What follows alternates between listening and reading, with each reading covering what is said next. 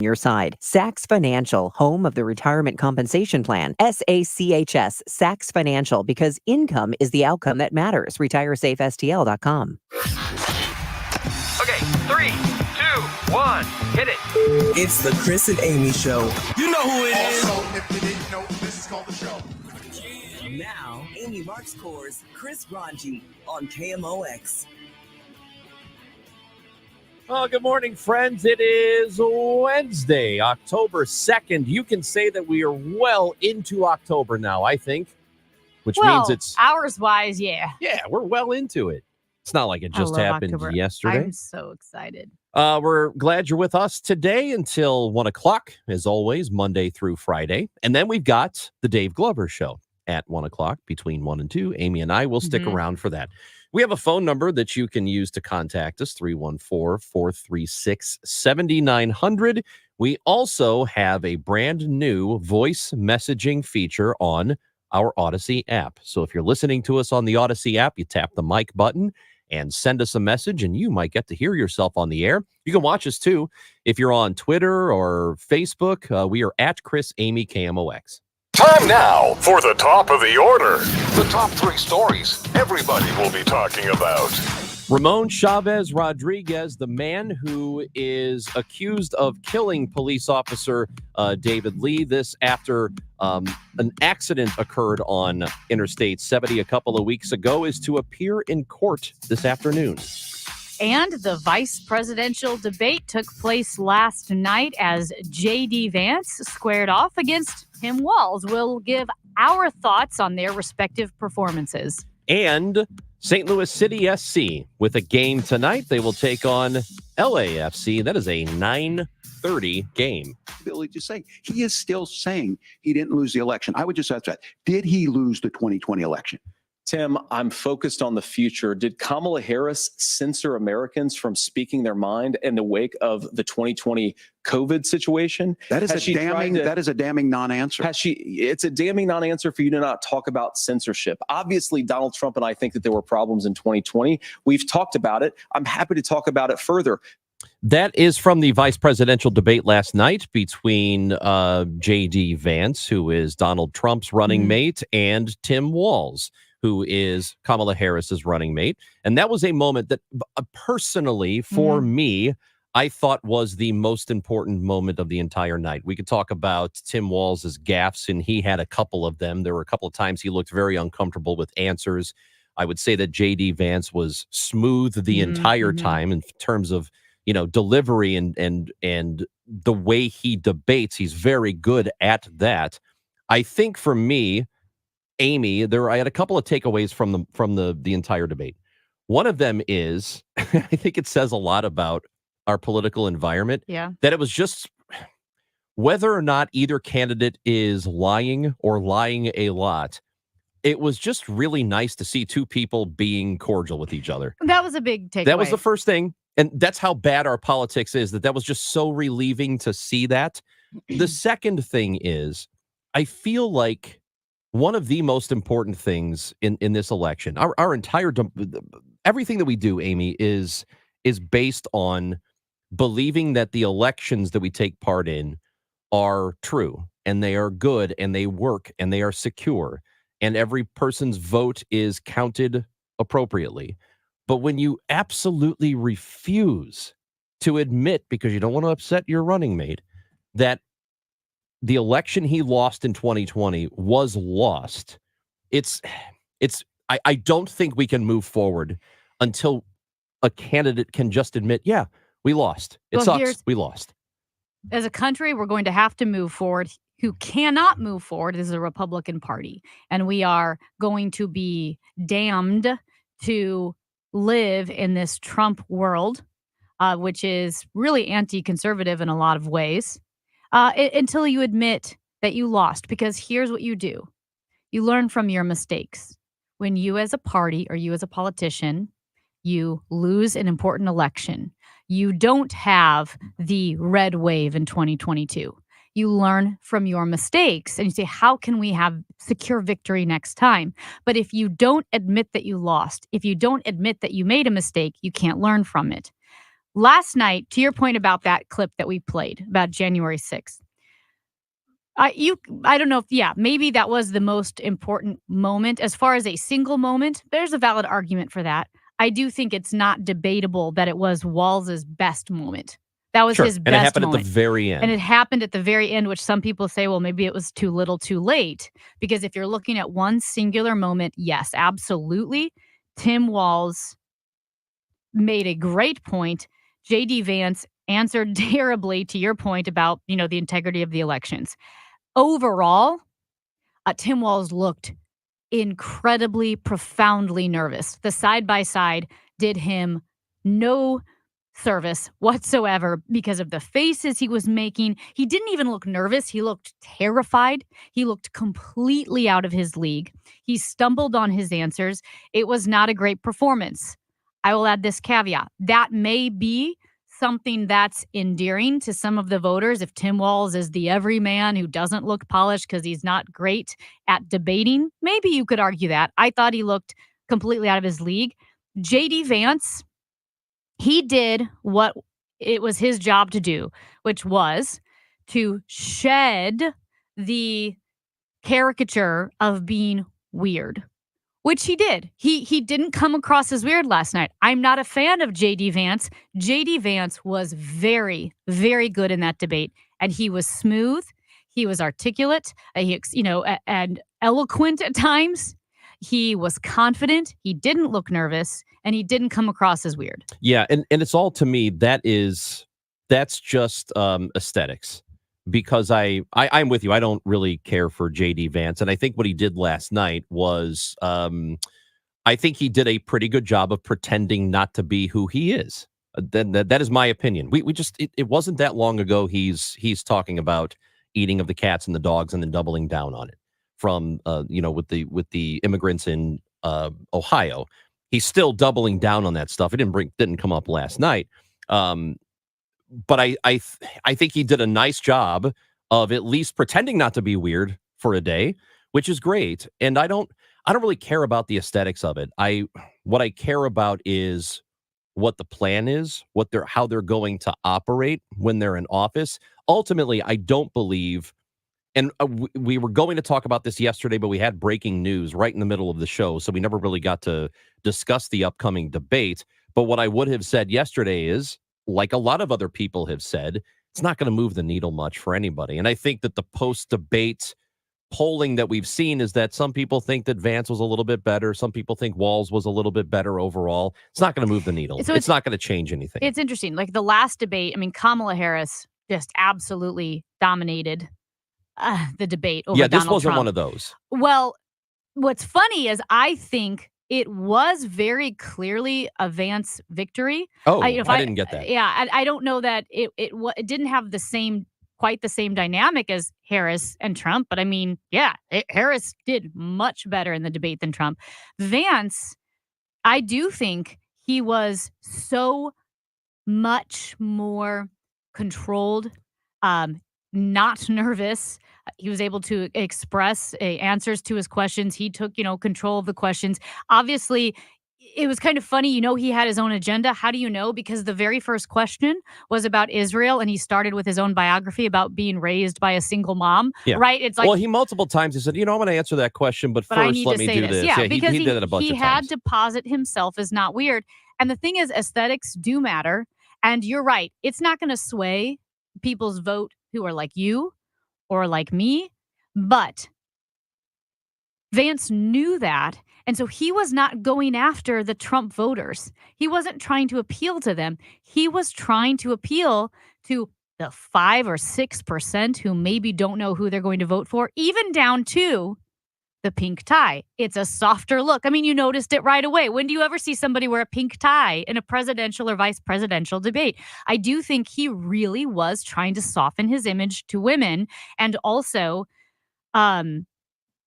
appeal to that minuscule percentage of people who right now are not quite sure who they're voting for. That's even why on the abortion question, he came across as sympathetic and compassionate as you pretty much can be. He says he's pro-life, but he said, no, they're not going to sign an abortion ban. It goes back to the states. I know, someone who had an abortion and talked to that person, and my heart goes out to them. He was making a very deliberate, intentional appeal to the very minuscule number of voters who may not be decided yet. And I thought in that way, he did do what he was supposed to do. Trump panders to his base, right? Like, I want to get my base riled up.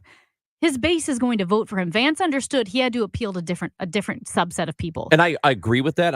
I don't know that it makes a difference. And the reason is because, this debate happened. Now there are 34 days before the election, which is still, it's not much time, but it is a lot of time where most of what we are going to see for the next several weeks is Donald Trump on TV and Kamala Harris on TV. So when people go in to vote, they're voting for those two. It's one or the other. I don't know how many people are going to go into the booth and go, JD Vance isn't all that bad, so maybe I'll cast my vote. Maybe a handful. Or same thing for Walz. You might have some people who go, I like he's a regular guy. I like that, so maybe I will vote for him. I don't think you're going to get enough people to make that choice that would actually make a difference in the election. Maybe not, but we do know that weird moniker and that mean or cruel or arrogant or kind of braggadocious, machismo that JD Vance has been really promoting, or at least has been promoted on all these social media clips. He had to fight that. That doesn't help the Republican Party. And while you may not be able to win a presidential election during a vice presidential debate, you might be able to kind of hurt it. I think of stupid things like, why do we think of Sarah Palin, right, as being just a disaster for John McCain, or Dan Quayle? Was it tomato or potato? It was potato. Yeah. You know what I mean? So there's always a moment like that. Which also isn't that big of a deal either. But isn't that amazing that at that time that was a killer? Yeah. It was like, oh my God. Yeah. Oh my God. I can't believe he did that. He put an E on potato. I would kill for that to be the worst thing one of our guys does. But that's what I mean is, if he had to avoid one of those gaffes, he did.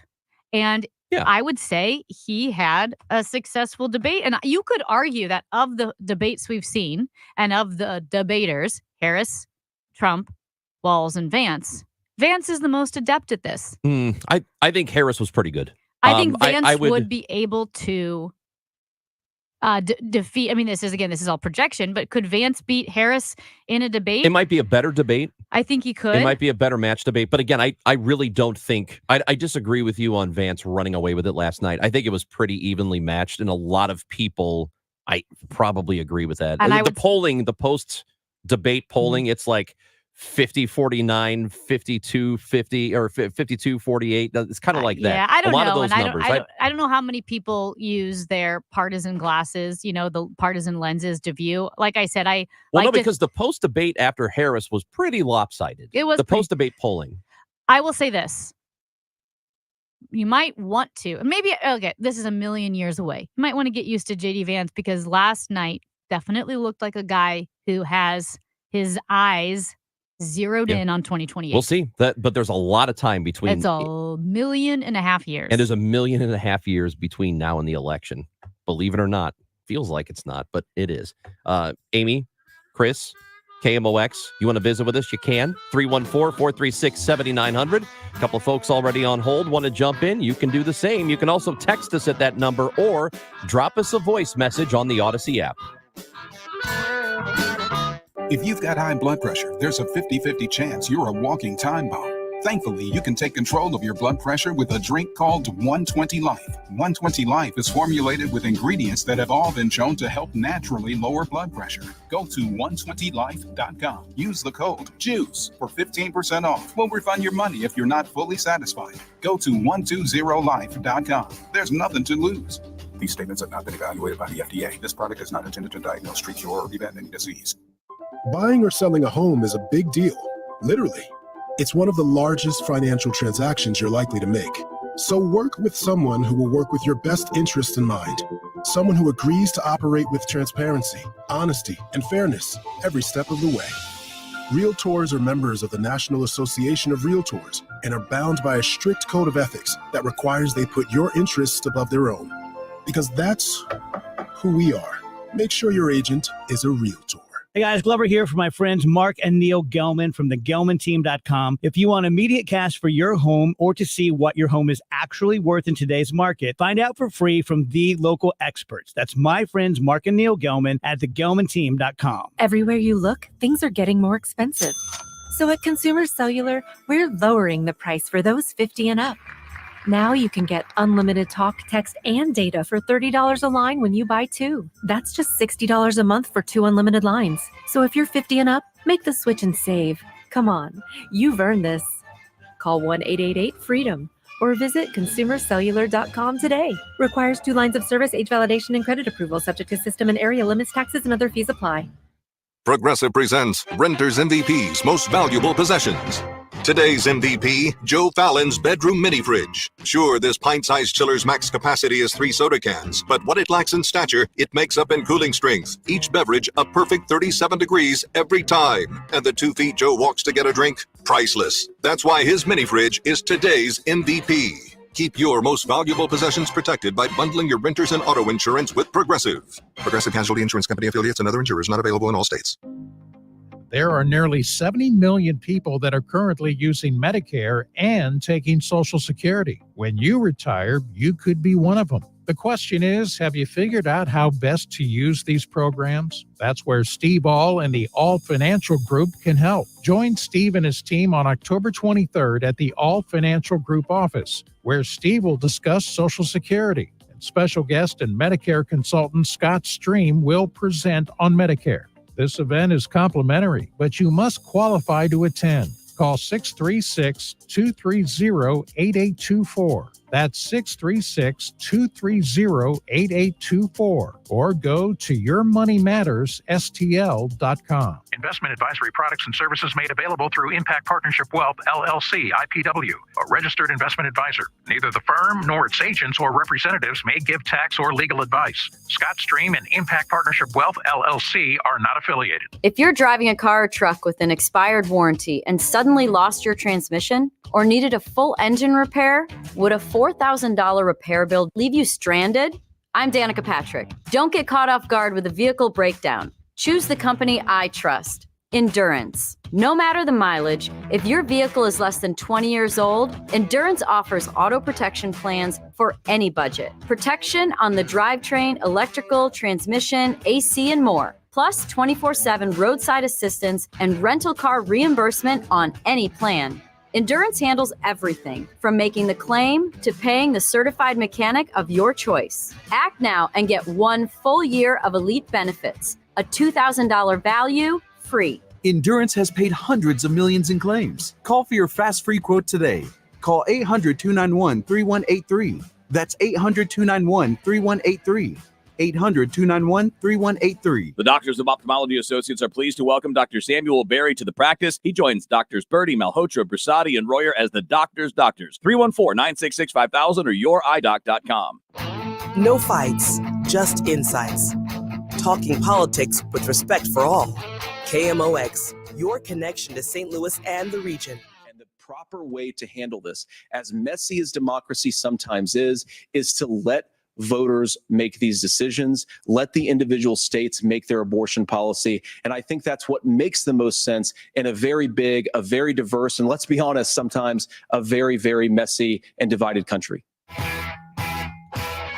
J.D. Vance in the debate last night, who was pretty smooth, and we've had texters who have said, I think he looked the smoother of the two last night, which really, I think, is unquestionable in terms of the aesthetics of the debate. It happened. It's going to be the only one. We don't know if we're going to get another presidential debate.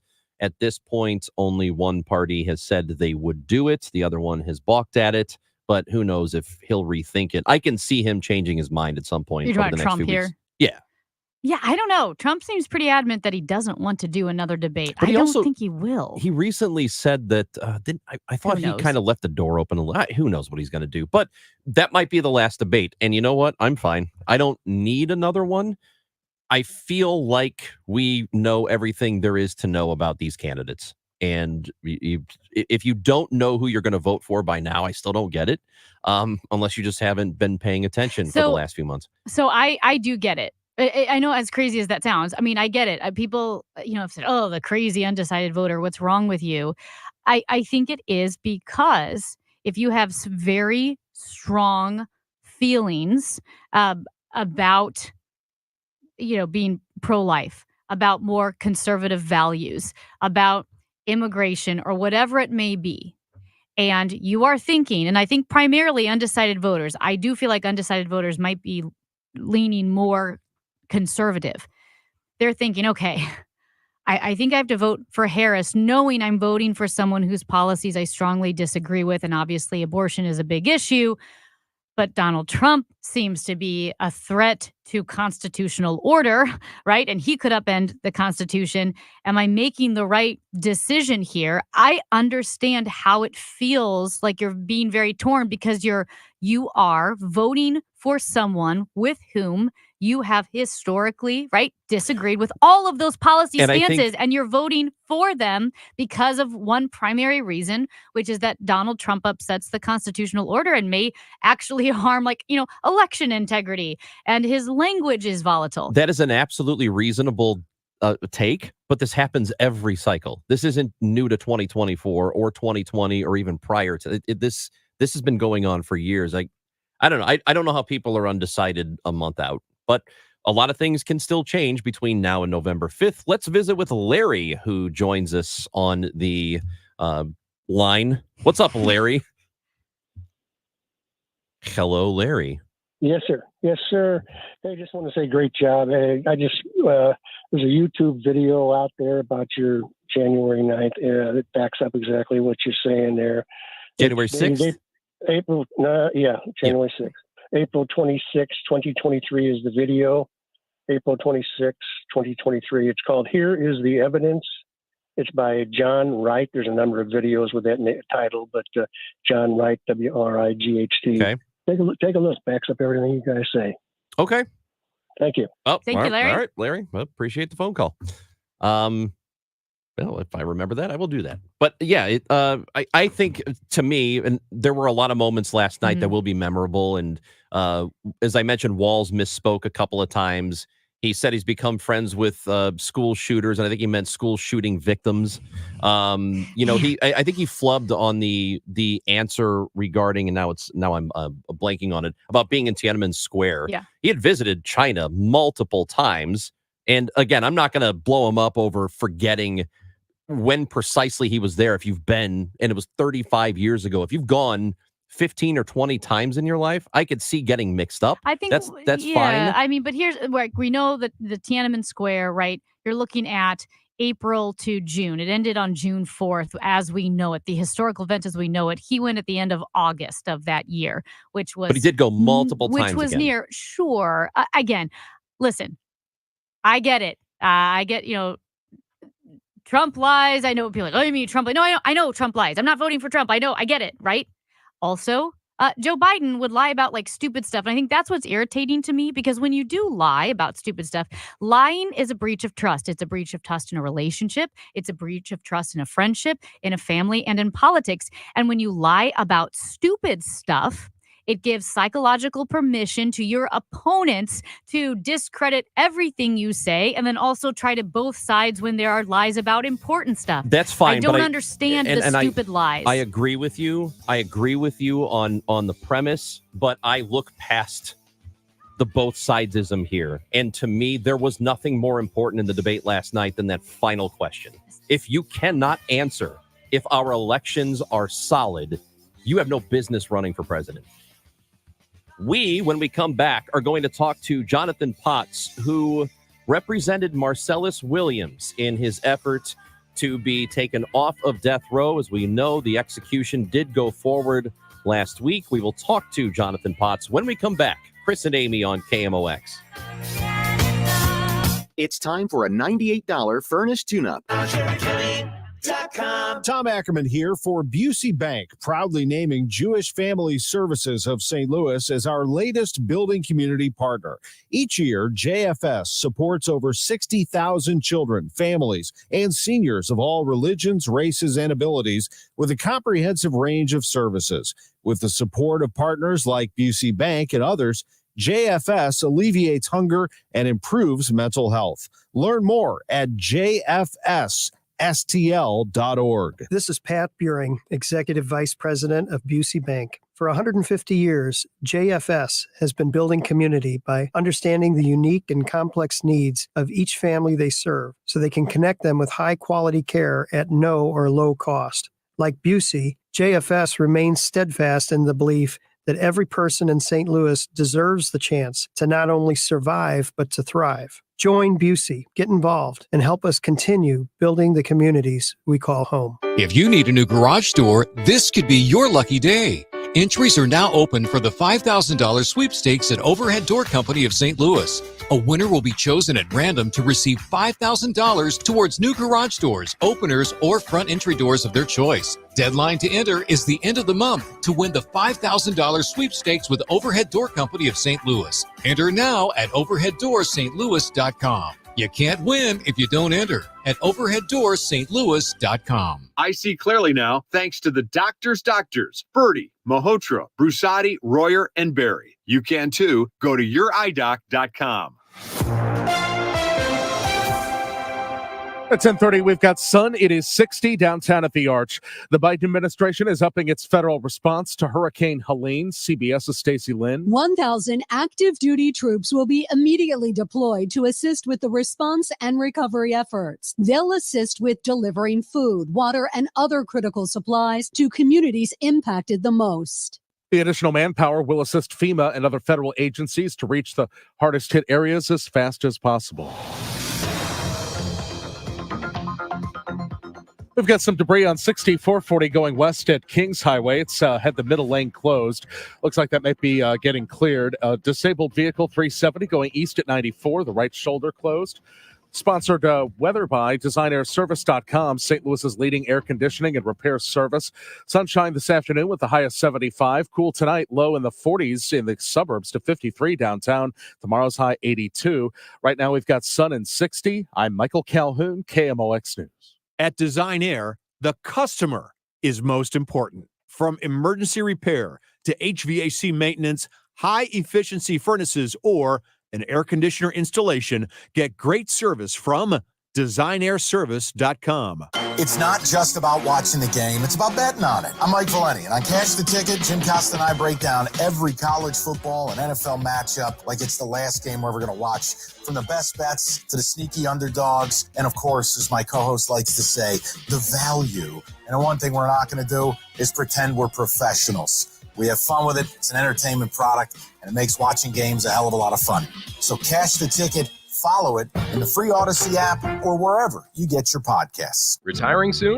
Get the information you need by joining Kyle Jones and Matt Allgeier of Fira Capital Management for your retirement highway, Sunday mornings at 9:30. Investment advisory services made available through Pine Ridge Advisors, LLC, a registered investment advisor. Securities made available through AE Financial Services, LLC, member FINRA and SIPC. Hey guys, Kevin Wheeler for 213 Flashpoint Complex, which is available at Supplement Superstores. It'll help take you to the next level like it has for me. I've been going for a couple of months now, and it is doing everything and more that I wanted to, boosting the metabolism during the daytime, fighting cravings, giving me all-day focused energy with no crash. And at night, you get to burn fat by lowering cortisol levels, get some boosted recovery, get a good restful night's sleep, all the things you need to reach your goals. 213 Flashpoint Complex is available at Supplement Superstores. Find your location at supplementsuperstores.com. Lombardo Homes is excited to grand open the Towns at Lenamen on Saturday, October 12th, offering luxury new construction townhomes in St. Peters. The Towns at Lenamen is located on the south side of Route 364-94, east of Harvester Road, and offers townhomes with 2 to 3 bedrooms bedrooms, 2.5 baths, loft, and 2-car attached garages. The multi-million-dollar amenity package includes a clubhouse, pool, pickleball courts, dog park, children's play area, and walking trails. Discover life connected at the Townsend Lenamen. Visit LombardoHomes.com for more information. It's a night to be entertained and inspired. The Musial Awards return to Stiefel Theater Saturday, November 23rd. You can be in the audience for this nationally televised event hosted right here in St. Louis. Named for Stan the Man, the show celebrates the year's greatest moments of sportsmanship and those who embody class and character. Experience the extraordinary moments and people that make the Musial Awards an event like no other. The Musial Awards, presented by Maryville University. Saturday, November 23rd. Tickets at musialawards.com.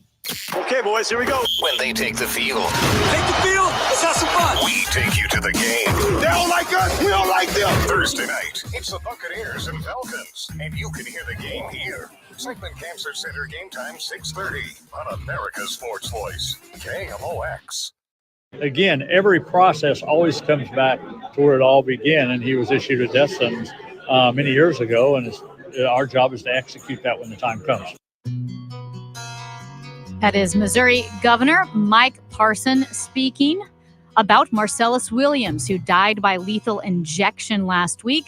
That execution came 23 years after he was first convicted of the murder of former St. Louis Post-Dispatch reporter Felicia Gale. She was stabbed to death in her own home in University City. And joining us now to talk about the Marcellus Williams case, and as well as those advocating for his execution to be stayed based on new evidence that was introduced to the case, is Jonathan Potts from BCLP. He's a class action defense attorney.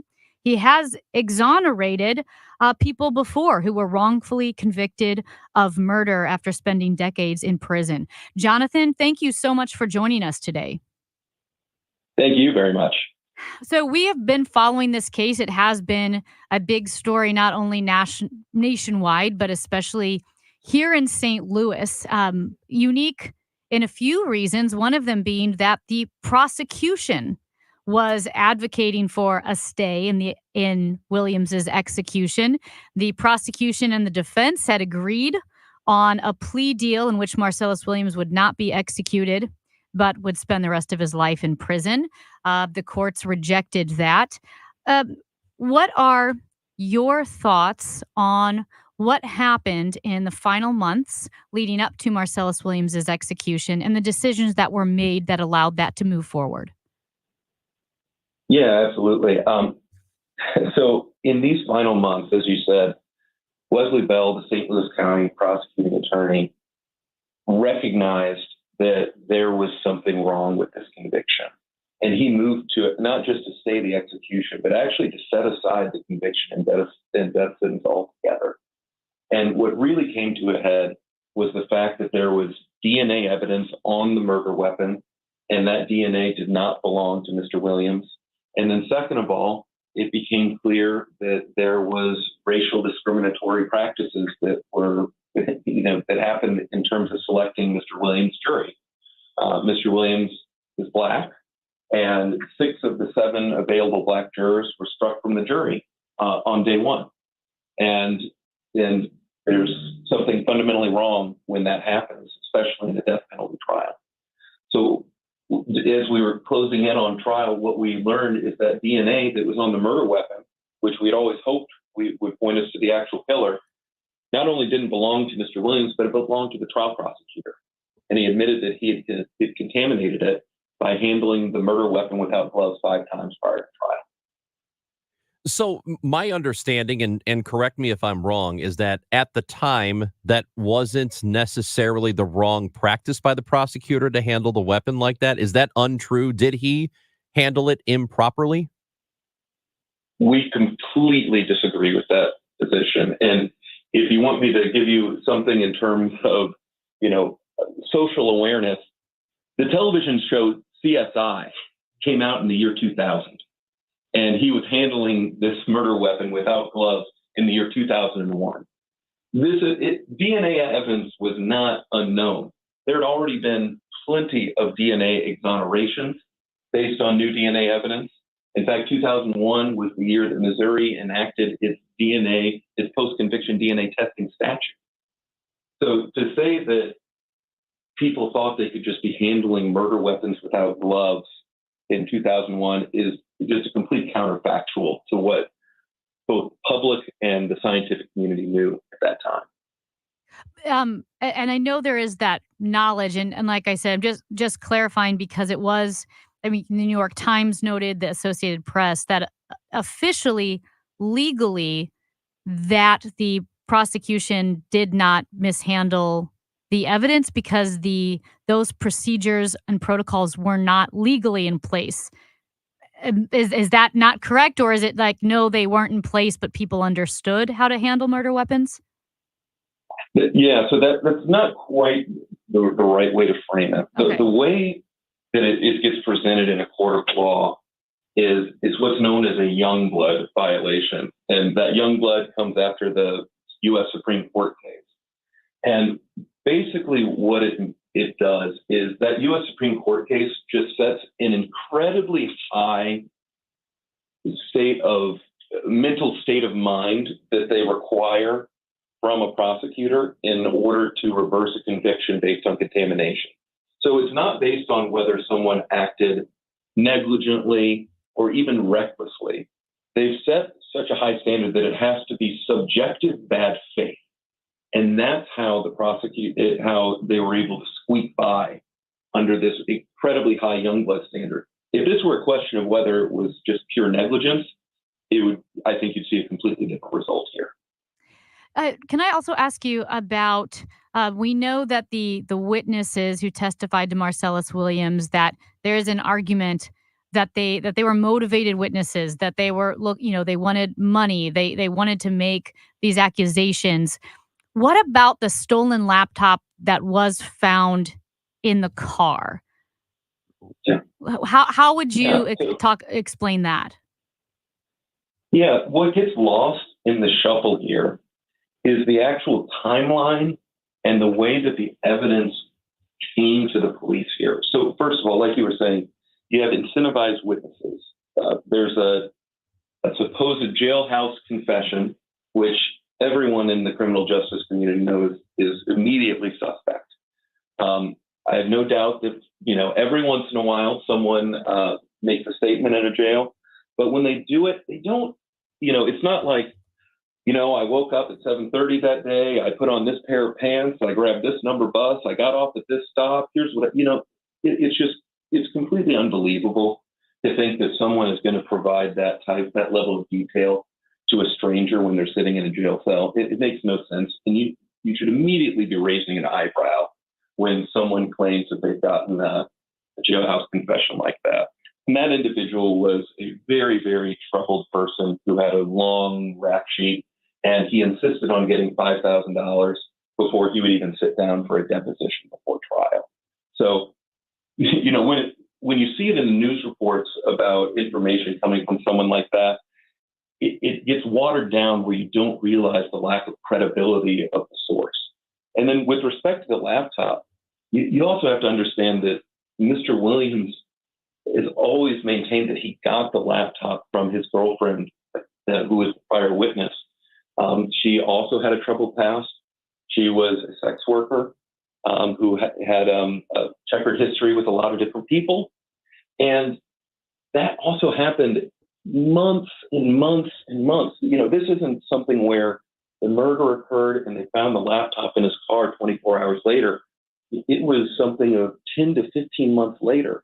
And he'd been in jail on a different crime for a lot of that time. And in the meantime, she had access to his car and she had access to that trunk.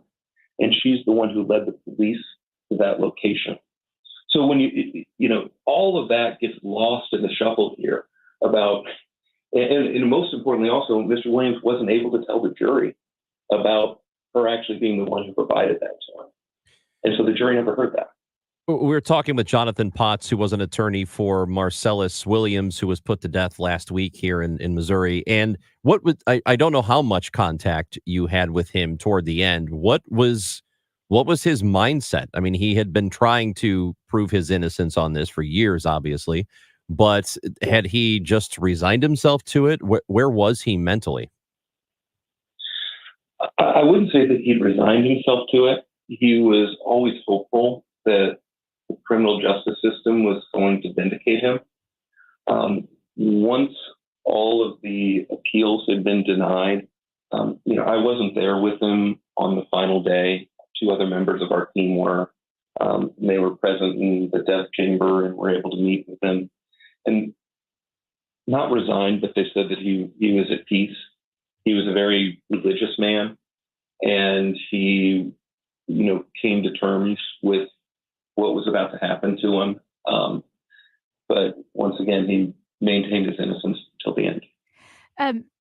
This is obviously, when you're looking at this case, Williams was sentenced to 20 years in prison for another unrelated crime shortly after being indicted for Gail's murder. Is that correct? I don't know the specific sentence, but there was a parallel sentence going on. Okay. Yes. I was reading in a news report that the day of the sentencing, he tried to escape the prison, assaulted a guard with a metal bar, and so forth. So, okay. So if we look at Marcellus Williams, and people could see him and say, well, maybe he's not a very sympathetic figure. And maybe, yes, he committed other crimes. And there's a chance he did, he committed this murder of Felicia Gale. Isn't it ultimately important to note that you can't put someone to death because there's a chance he committed that crime? Like, just because someone may have committed another crime or was convicted of other crimes, it doesn't then somehow justify a death penalty in a case for which there may be exonerating evidence. Exactly. When you think about what due process is, we're talking about the ultimate penalty here. We're talking about our government and our society making the conscious decision that we are going to take someone's life away from them, which is, it starts with a crime where someone loses their life, and we're ending it by taking someone else's life. So if we are going to do that as a society, we need to make sure that we are 100% positive that that person is guilty. Otherwise, we are just perpetuating the same bad act that we're trying to prevent. And here, he didn't receive due process. He had racially discriminatory things going on. You had prosecutors who are contaminating evidence. You have all this evidence of his innocence. We're not even talking about the forensic evidence at the crime scene that pointed away from him. So executing someone, even if you think that you're pretty sure, is not good enough for us as a society. Jonathan, if you were taking it, go ahead. No, go ahead and finish your thought, because I was going to ask you about just the state of Missouri in terms of this, because there was the Christopher Dunn case where he was finally exonerated.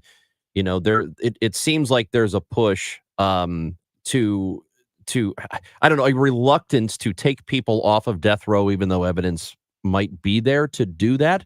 Like, the state just really wants to follow through with these executions. Is it unusual the way Missouri has gone about these lately? So we think that Missouri is pretty unique in the amount of resistance that individuals are met with when they're trying to prove their innocence. What we hear over and over again from the Attorney General's office is that they are interested in finality. They want the appeals to end, and they think it's more important for the criminal process to end than getting it right. And I don't think that that's what the public wants.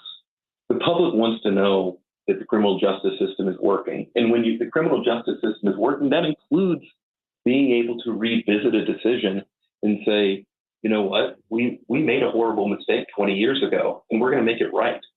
And when you have that level of resistance, all it's doing is undermining the public's confidence in terms of whether they think that if they're ever brought in trial, whether they're going to get a fair shake. People want to know that this is a system where even if it gets there slowly, it's going to get to the right position.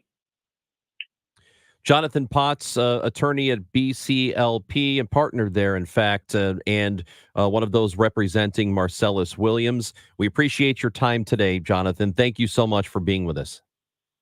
Absolutely. Thank you. Jonathan Potts joining us on the Quiver River Electric guest line. And you know what I think is there are two really important notes here. One being, as we said, even if you're kind of sure or pretty sure that a guy is good for the crime, you can't put him to death on pretty sure. That's not how our system works. Shouldn't be. It shouldn't be. And secondly, you can be opposed to the death penalty or 99% opposed to the death penalty and still be, quote unquote, tough on crime. Because what we do know statistically, that when it comes to deterring crime, it's not about the severity. I think sometimes we are so focused on the severity of the punishment. This will scare people. When we know that statistically, it's not about the severity of the crime. It's about presence, like police presence, immediacy, and certainty, meaning there are police present. If I commit this crime, I'm going to be caught and charged. But it's not about the severity, where you could be very tough on crime and still not be for capital punishment. Amy Marks Kors, I'm Chris Ranji. This is KMOX. Broadcasting from the Underline Three Lawyers. GetJim.com studios. KMOX. What's it going to take for you to realize the IRS is in full-blown attack mode, and if you have IRS issues, your timely response is critical? Hi, this is Lance Drury with the Lance Drury Law Firm. We certainly know the IRS has ramped up efforts because we're seeing a lot more clients with threats of intents to seize property or levy rights to property. If you have IRS issues, call the Lance Drury Firm today. Today, don't wait. Those IRS notices have hard deadlines for exercising your appeal rights. If you miss the deadline, your rights to a legal appeal are gone. Let the Lance Drury Law Firm get between you and the IRS today, and we'll help you manage your case to achieve the best outcome. IRS problems are serious legal matters, so call Lance Drury Law Firm, located right here in St. Louis. Don't wait. Call 314-260-6120. That's 314-260-6120, and schedule your free consultation with me, Lance Drury, or visit Lance, DRURY law.com. The choice of a lawyer is an important decision and should not be based solely upon advertisements. KMOX proudly supports the Musial Awards, returning to Stiefel Theater Saturday, November 23rd. You can be in the audience for this nationally televised event hosted right here in St. Louis.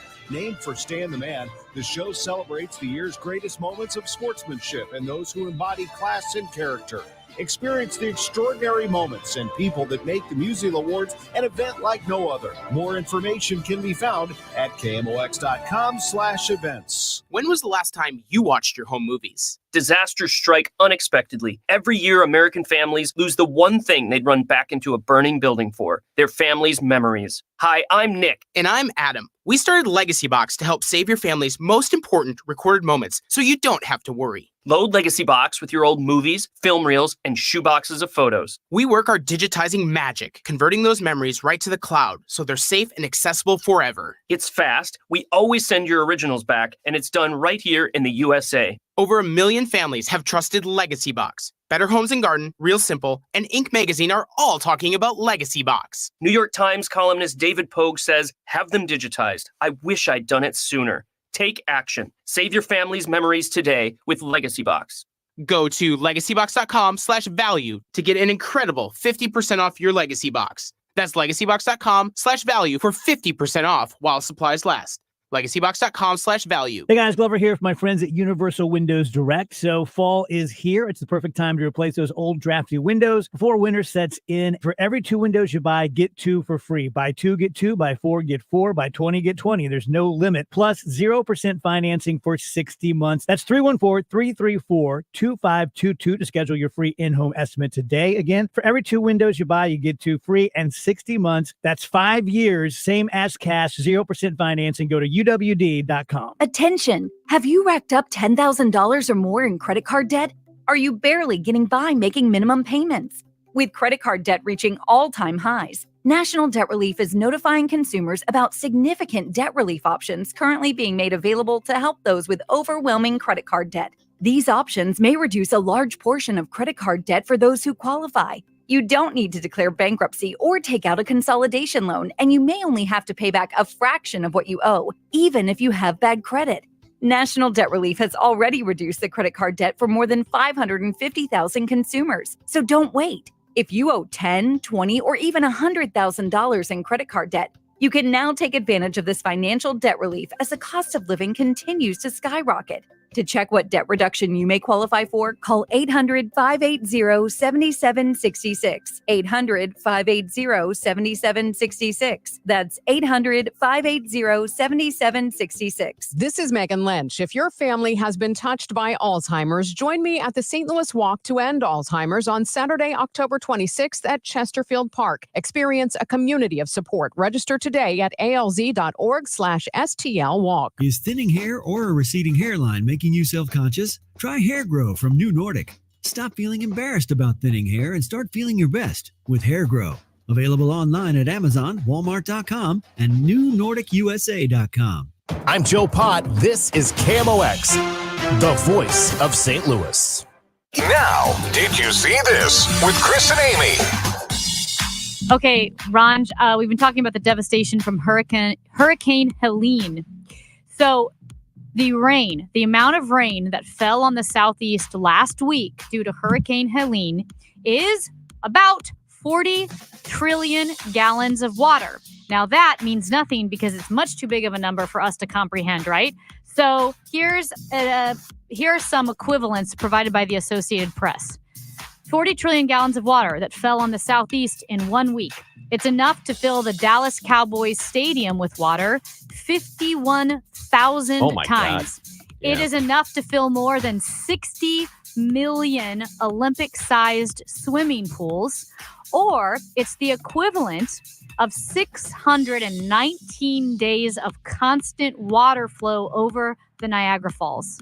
That's wild, right man. into that region, which is why Asheville, for a while this weekend, was accessible only by air. That's insane. I mean, the amount of people who are affected by this and the devastation in some of these towns, I don't know how they go back to. I don't know how they rebuild. Yeah. Because it would take it. The roads getting into some of these places are just destroyed. So how do you even do it? It was the equivalent of dumping Lake Tahoe on that region. By the way, the Biden administration announcing today they're sending 1,000 soldiers down to that area. There are 175 people who are dead so far overall, and about 1,000 soldiers are being sent down there to assist. This is wild. You know that there are landmines and unexploded bombs that are all over the world from various conflicts. So an unexploded United States bomb from World War II that was buried at a Japanese airport exploded this morning. It was just, there's video of it. There were no planes in the area, but it did damage a taxiway. This happened at the Miyazaki Airport in southwestern Japan, and there is security footage of the bomb buried underground, just blowing up. It's been there since World War II. So I didn't know this happened, but this is something I learned on my trip to Switzerland. Between 1918 and 1964, the Swiss military dumped thousands of tons of unexploded munitions in alpine lakes. So those beautiful lakes, because they thought it was safe to put it there. The self-defense force, they said that they confirmed that it was a 500-pound U.S. bomb, and there is no further danger. Nobody was hurt, but some of the runway was damaged. That's crazy. It is coffee week here on KMOX, here on our show, Chris and Amy. And when we come back, we will talk to Olivia Tischler with Taleo Coffee in Kirkwood, coming up next on KMOX. It's the half-price sale at Miller Furniture and Mattress, going on now through October 15th. I'm Mark Miller, owner of Miller Furniture, your home for quality American-made furniture since 1927. Right now, save half off our list price on all in-stock items. Plus half off custom orders on Flex Steel, Smith Brothers, Amish-made furniture, and more. And get up to 12 months financing with 0% interest. See our new and fresh looks on display, including our fully stocked Flex Steel galleries and the area's largest selection of Amish Made Furniture. With your purchase of a Chatham & Wells mattress, you will receive a free adjustable base and up to 60 months of 0% interest. Plus, Miller Furniture will provide a coat to a child in need with every mattress sold. The half price sales going on at all 4 locations, Belleville, Fairview Heights, Lake St. Louis, or Ellisville, to save on over $6 million of inventory. You'll see why we were voted Retailer of the Year by the Home Furnishings Association. Don't miss the half price sale at Miller Furniture, now through October 15th. At Miller Furniture, we put the family in furniture. Do you owe $10,000 or more in credit card debt or personal loans? With credit card debt at all-time highs, Debt Relief Advocates is urgently notifying consumers of debt relief now being made available, designed to aid consumers with out-of-control credit card debt. Those who qualify and enroll for this relief program will only have to pay back a fraction of what they owe. This is not bankruptcy or a debt consolidation loan. This is a relief program that credit card companies would rather you not know about, as it ends your debt nightmare and saves you lots of money. Consumers owing at least $10,000 in credit card debt or personal loans can now take advantage of this debt relief as the cost of living skyrockets. Debt Relief Advocates has established a relief hotline for you to call to learn what debt reduction you may qualify for, so don't wait. For this free information, call the Relief Hotline at 800-525-8448. 800-525-8448. 800-525-8448. KMOX, KECK HD2, K254CR, St. Louis. The home of the Cardinals, KMOX. Always live on the free Odyssey app. Getting quality employees to fill positions in your company is essential. But finding those people can be a major hassle, unless you use ZipRecruiter. ZipRecruiter makes finding quality people a breeze. And right now you can try it for free at ZipRecruiter.com/radio. With ZipRecruiter, one click sends your job to hundreds of top job sites. But more than that, ZipRecruiter's advanced technology identifies the candidates with the skills you need, sends you a list of great matches to review, then actively invites them to apply for your job. And the results speak for themselves. 4 out of 5 employers who post on ZipRecruiter get a quality candidate within the first day. That's right, the first day. Now you can focus on your business and let ZipRecruiter do the work finding the best people for you. See for yourself. Experience the ease, efficiency, and power of ZipRecruiter for free. Just go to ZipRecruiter.com/radio. That's ZipRecruiter.com/radio. ZipRecruiter.com/radio. It's 11 o'clock in mid-America. We've got sunshine and 62 degrees downtown at the Arch. Vice President Harris is traveling to Georgia while President Biden is visiting North and South Carolina to inspect storm damage after Hurricane Helene. CBS's Skylar Henry reports that people in Asheville, North Carolina say they need more resources. They say that they need as much help as they possibly can. And that's medical supplies. That's gasoline just to get from one point to the other that we've seen so many people struggle with in terms of access. And so I think the more supplies, the more demand, as it were. The federal response certainly has to ramp up in terms of what people are saying, but they say that they realize everything is going to take a bit of time. Missouri boots are on the ground to help restore power and restore power damages. Nick Henderson with Ameren, Missouri, says more than 300 workers and contractors are in Tennessee, West Virginia, and Virginia. At the height, there was about 4.5 million impacted electrical customers in the southeast that were impacted by Hurricane Helene. When I was looking, it was down to just over 2 million. Primarily where the Ameren resources are located, there's still several hundred thousands of customers out. Henderson says the workers could be there for 1 to 2 weeks, depending on the need.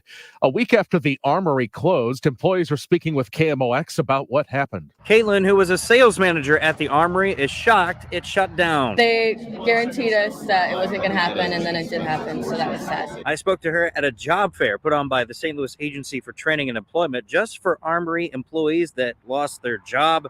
I asked Caitlin if she was told that the Armory could reopen. Unfortunately, I've only heard what they posted online. To me, they did not let us know that we were going to be reopening any potential or anything. For Caitlin, this was a full-time job. 6 days a week she worked there, and she said she got paid pretty well. Might be hard to replace right now. In downtown St. Louis, Stuart McMillan, KMOX News. In an effort to make downtown St. Louis feel safer, a local group is hiring ambassadors. Greater St. Louis Inc. announced they are launching a downtown public safety ambassador program, which will employ unarmed, uniformed security officials who will patrol downtown. Here's St. Louis City Mayor Tashara Jones. That talks about our all hands on deck strategy. We can't just put crime solving and violence prevention on the shoulders of the police alone. The program is being funded by private donors to the tune of $5 million.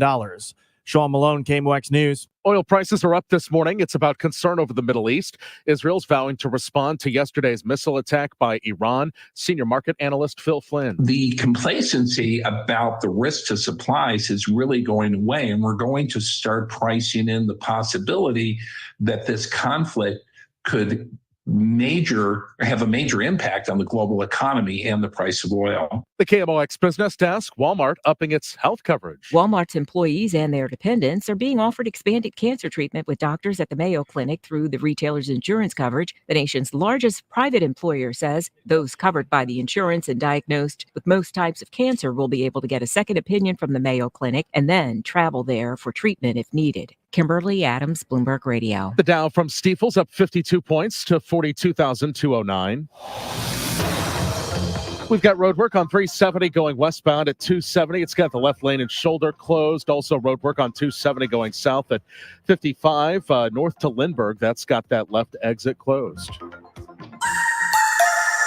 Bright sunshine and quite nice this afternoon. High 75. Clear, cool tonight. Lows ranging from 45 in the coolest suburbs to 53 downtown at the Arch. Tomorrow, sunny and becoming warmer. High 82. This is AccuWeather meteorologist Joe Lundberg on the Voice of St. Louis, KMOX. Right now, we've got sunshine at 62 in Florissant, 62 St. Peters, and 62 downtown at the Arch. I'm Michael Calhoun, KMOX News.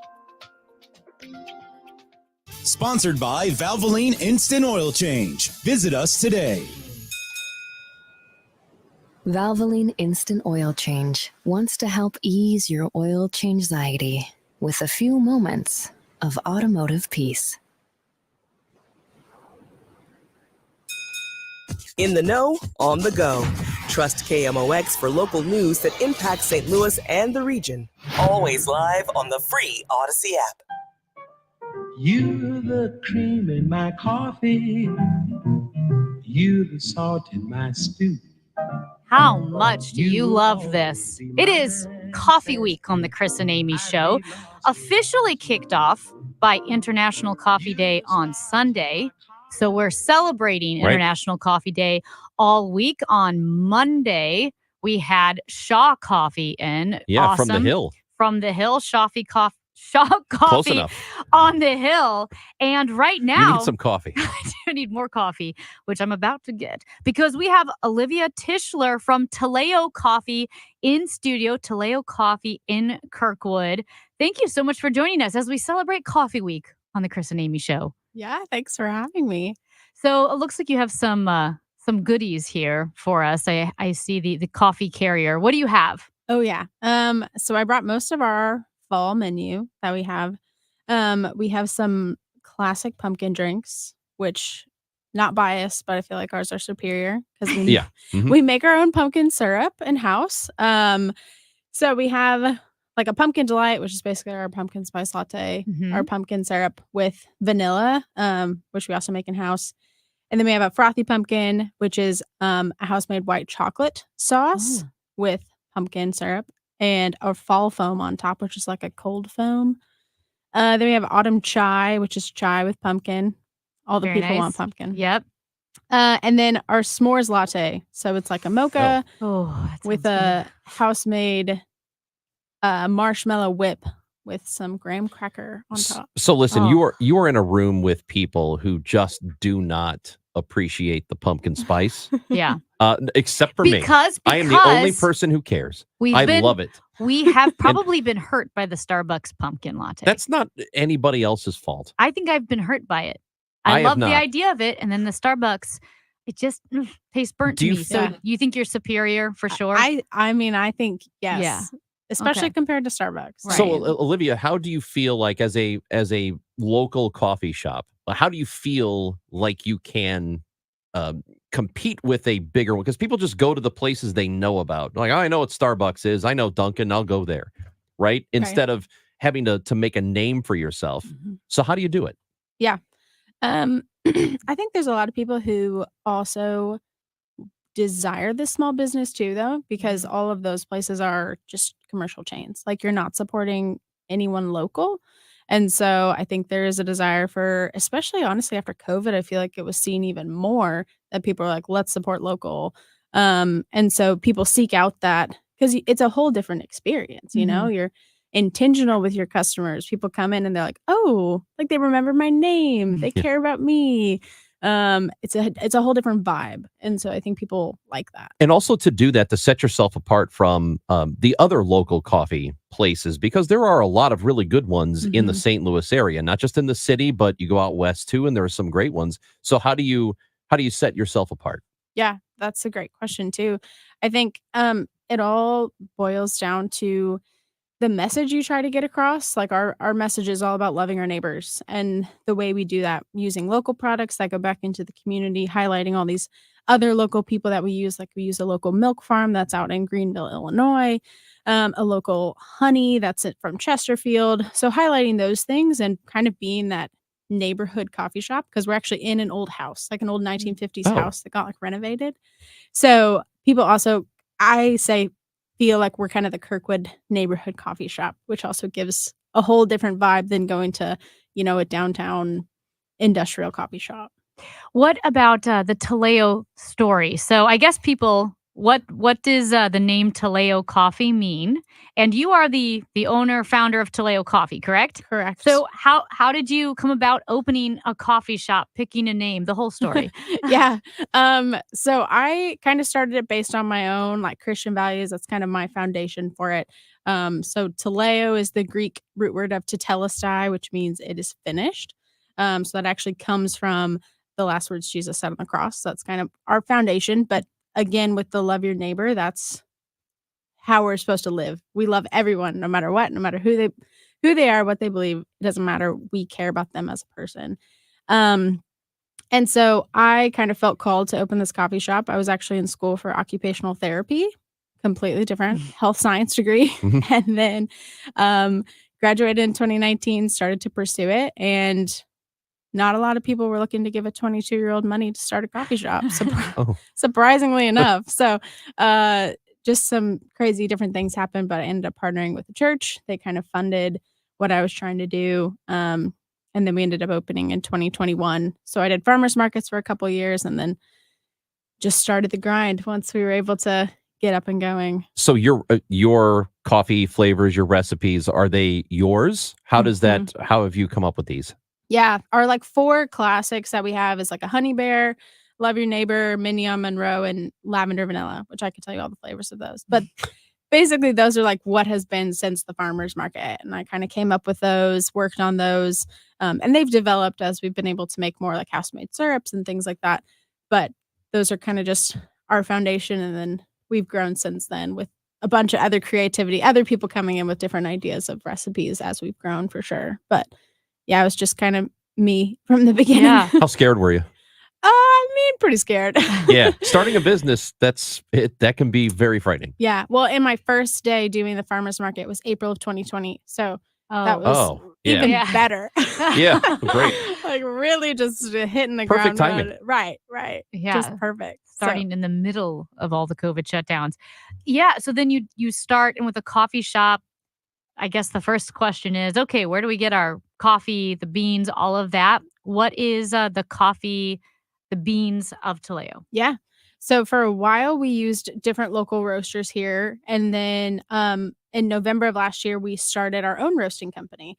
And so that's been our really big, exciting new thing that we've done. So we bought a roaster and we've been really trying to be intentional with that. So taking our mission of love your neighbor and applying that to our coffee. And so being intentional with the farmers that we choose, knowing that they're getting a fair living wage, knowing that it's coming from a place that they are also supporting these farmers, because there are so many programs out there that will then be intentional with those farmers and help give them the resources that they need to grow their farm. So that's been our new thing that we've been trying to do. We have 12-ounce bags. You can buy them online, ship them anywhere, or you can go in the store also and get them. What is the most challenging part of the roasting process? I feel like educating people because I feel like our society wants to just get coffee and go.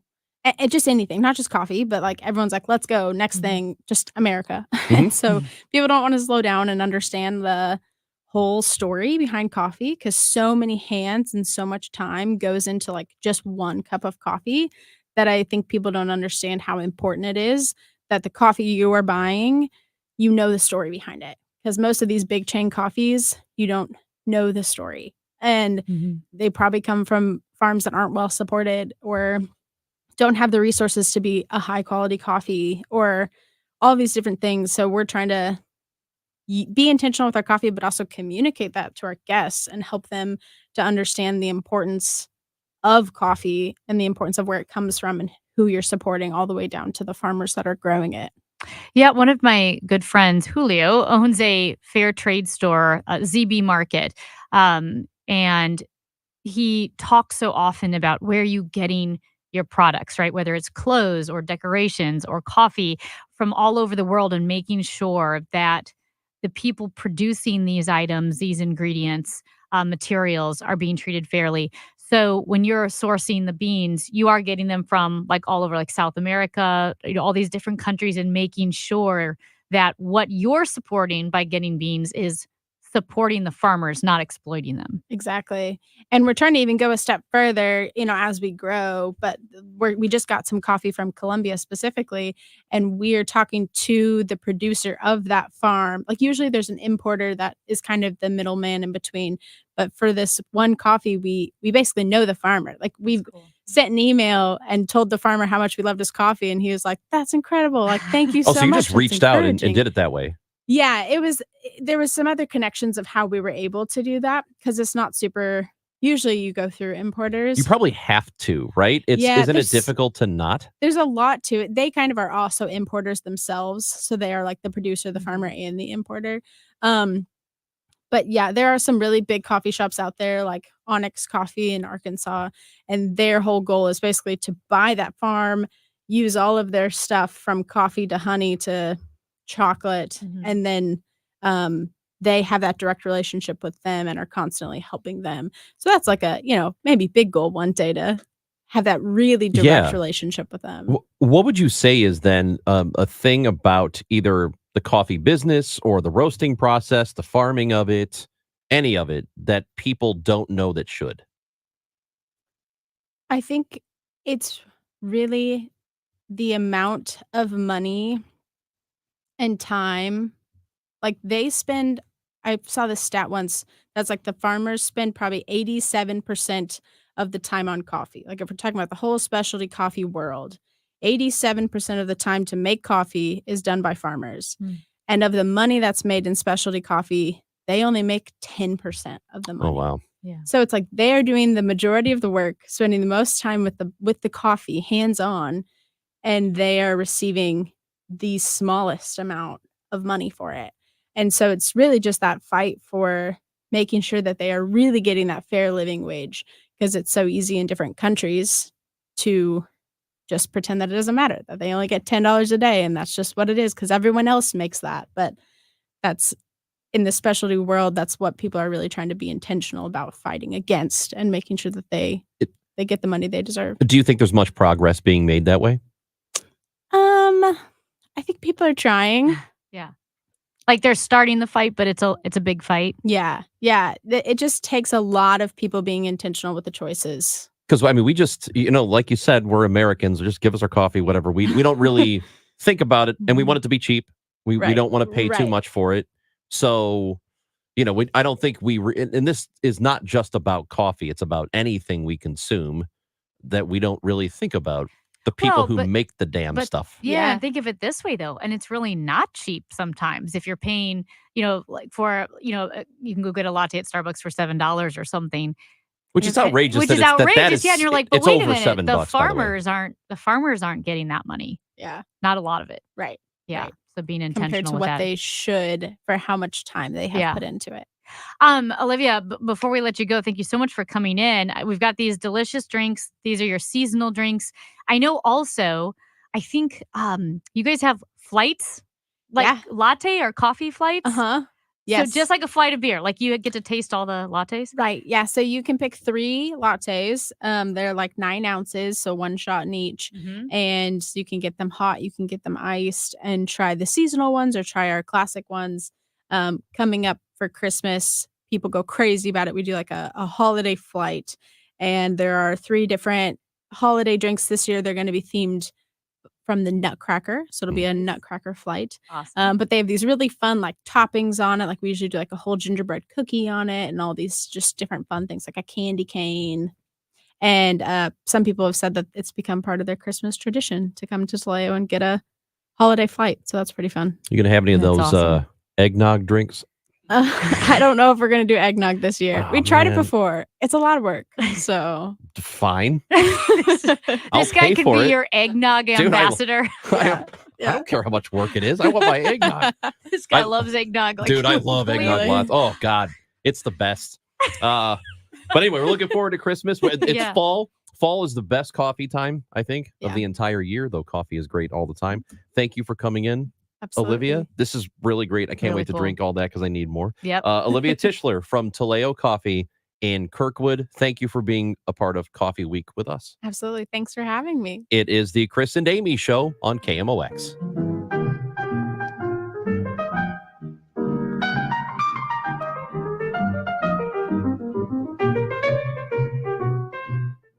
Disasters strike without warning, but together we can help those in need. Your financial donation to the Red Cross provides critical relief when it's needed most. Visit redcross.org or call 1-800-RED-CROSS or text the word Helene to 90999 to donate today. Every dollar counts. Message and data rates may apply. When you want a brand new kitchen, there's nothing to it. There's a brand new way to do it. 3-day kitchen and bath. Rochelle talks about her experience with 3-day kitchen and bath. It was a wonderful experience. I had heard about them on the radio. They come out to your house. They let you know what they do.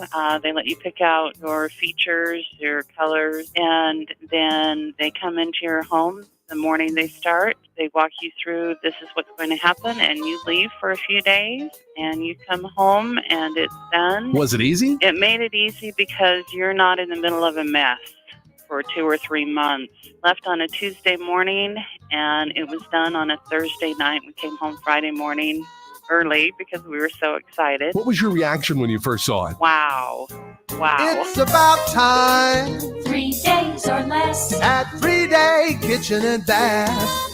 Hey guys, Glover here with my friends Mark and Neil Gelman from the Gelman team of eXp Realty. Selling your home, every situation is unique. Find the best options that are right for you from the real estate team who offer more options. My friends Mark and Neil Gelman, check out the only agents that I trust at thegelmanteam.com. Stop for a moment and think about this. Do you know how much money in your 401k or IRA is actually yours? Or will the government take a bigger chunk than you thought? Remember, you still might owe taxes on that money. But do you have a plan to help make sure you don't pay more than you should? At Fira Capital Management, formerly Heisey Advisory Group, we believe you deserve to keep more of what you've earned, which is why we're here to help you navigate the confusing world of retirement taxes. It's your money. You deserve to know what's at stake. Right now, taxes are historically low, but they won't be this low forever. So call Fira Capital Management today so you don't miss out on this opportunity. 314-328-4400. That's 314-328-4400. You work hard for your money, and we'll work just as hard to help you keep it. Fira Capital Management, 314-328-4400. Investment advisory services made available through Pine Ridge Advisors, LLC, a registered investment advisor. Securities made available through AE Financial Services, LLC, member FINRA and SIPC. Firm may not give tax advice. We've been here 30 years, 30 Christmases in this house, and we have the traditions that most families have. That's Terry talking about her experience with Rhino Shield ceramic coating. We did Rhino Shield 14 years ago, and the house still looks the same as the first day. Rhino Shield really worked with me to help me get just the right, nice, soft yellow, and it's 14 years later, and it's the same color. The main reason Terry called Rhino Shield is because it's backed by its 25-year transferable warranty. It just sounded wonderful that we could have the house coated with Rhino Shield and not have to worry about it again for 25 years. Take it from Terry. Give Rhino Shield a call now for a free evaluation. 877-25-RHINO. 877-25-RHINO. Or visit 877-25rhino.com. There have been neighbors that have come by and said, "Did you just have your house painted?" Because they wanted to know who the contractor was. And I said, "No, it's actually Rhino Shield." 877-25rhino.com. When was the last time you watched your home movies? Disasters strike unexpectedly. Every year, American families lose the one thing they'd run back into a burning building for: their family's memories. Hi, I'm Nick. And I'm Adam. We started Legacy Box to help save your family's most important recorded moments so you don't have to worry. Load Legacy Box with your old movies, film reels, and shoeboxes of photos. We work our digitizing magic, converting those memories right to the cloud so they're safe and accessible forever. It's fast, we always send your originals back, and it's done right here in the USA. Over 1 million families have trusted Legacy Box. Better Homes and Garden, Real Simple, and Inc. magazine are all talking about Legacy Box. New York Times columnist David Pogue says, "Have them digitized. I wish I'd done it sooner." Take action. Save your family's memories today with Legacy Box. Go to legacybox.com/value to get an incredible 50% off your Legacy Box. That's legacybox.com/value for 50% off while supplies last. legacybox.com/value. Join St. Louis SC for the final City Block Party of the regular season. Starting at 4 p.m. on Saturday, October 5th, head to Lou Fuse Plaza at City Park for live music, local food, drinks, games, and more. Visit stlcitysc.com for details. The news of the day. We're here to make a major announcement about our baseball operations leadership and strategy. Effective immediately, Heim Bloom will oversee a reset of our player development system. After next season, Heim will succeed Mo as president of baseball operations, and he has agreed to a 5-year contract beginning next year. Reliable, dependable. News Radio 1120. KMOX. KMOX, where every crack of the bat resonates with tradition, passion, and the spirit of Cardinals Nation.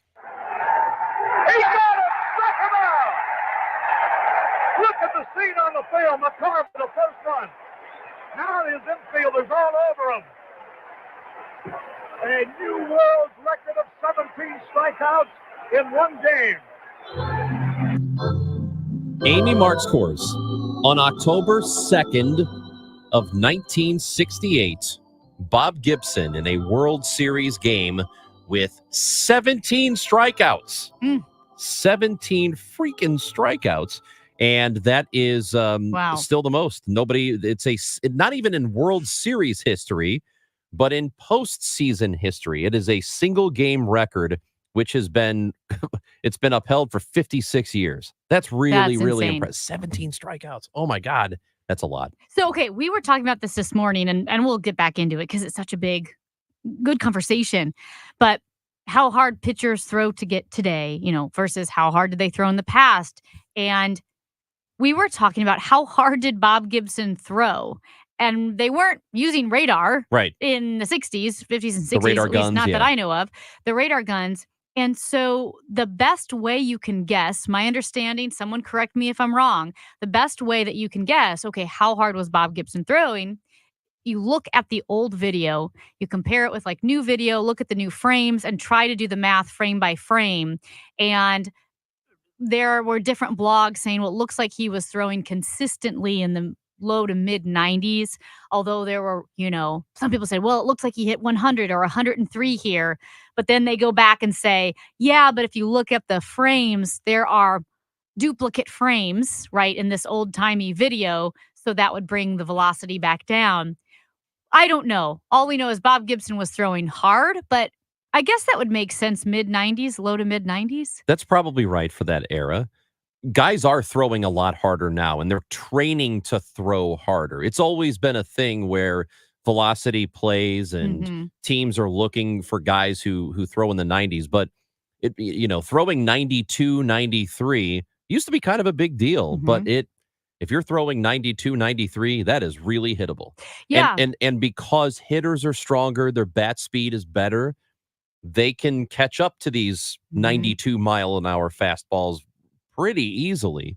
So if you're not throwing 98 regularly and sometimes above that, it's a lot harder to get people out. than it used to be. And in terms of the injuries, this is a conversation that's going to continue. Maybe we talk about it with Matt Pauley too. Yeah, a little bit next. we should, because it is pitchers get hurt, and the biggest reason it happens now is that pitchers are maxing out with effort every single. They're trying to throw as hard as possible, and they are training to be able to throw as hard as possible. With all that wear and tear on your elbow, on your shoulder, over time, you're going to break down a lot quicker than you used to. But here's the problem. You can't tell a pitcher who's trying to get noticed by a college or a professional team to throw softer. Right. Because if they're throwing 85, no one's going to look at them. Yeah. And you got to perform day in and day Yes. out, and hitters are better. But it's crazy, the difference. There is a difference between an 89, 90 mile an hour ball and a 99, 100 mile an hour ball, not only for the hitter, but for the arm. It's a huge difference. It is. The baseball playoffs are underway. They started yesterday. Cardinals, of course, are not in it, but we're going to talk a little sports with our guy, Matt Pauley, who is the host of Sports Open Line, when we come back on KMOX.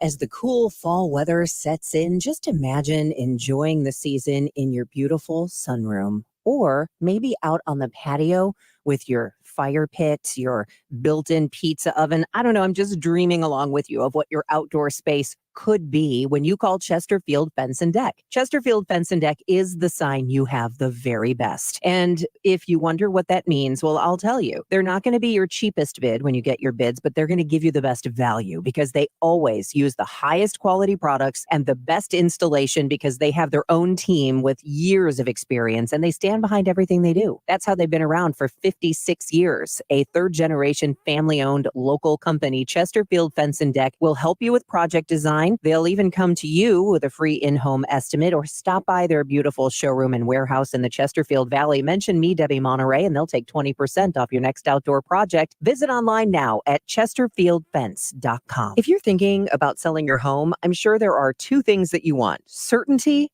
and the most money, right? This is Debbie Monterey, and if you've been listening to me for some time, you know that the agent I trust is Gloria Liu with Your Home Sold Guaranteed Realty, St. Louis's real estate expert. Here's why she should be your first call when looking for an agent. Gloria does not make empty promises. She provides written guarantees. What does that mean for you? Certainty. Certainty isn't the only thing you want. You also want the most money. Gloria is able to get her home sellers more money than the average agent because she already has the buyers. This is why Gloria will guarantee to sell your home at your agreed upon price, or she will buy it. To get your guaranteed price, call St. Louis's real estate expert, Gloria Liu, at 314-325-6888. That's 314-325-6888, or visit GloriaHasTheBuyers.com. Conditions apply. Gloria and seller must agree on price and possession date. GloriaHasTheBuyers.com. At 11:30, we've got sun and 64 downtown at the Arch. And Missouri help is on the way to the East Coast in the aftermath of Hurricane Helene. Nick Henderson tells MissouriNet more than 300 Ameren workers and contractors are in Tennessee, West Virginia, and Virginia to help restore power. We've received that type of assistance in the past through our mutual assistance group. So it's kind of a way to, return that favor, spread goodwill. And also the line workers love this type of work. I mean, it's very impactful for them and for our deployment team to go to these communities in a time of need. Roughly 2 million people are without power from the storm.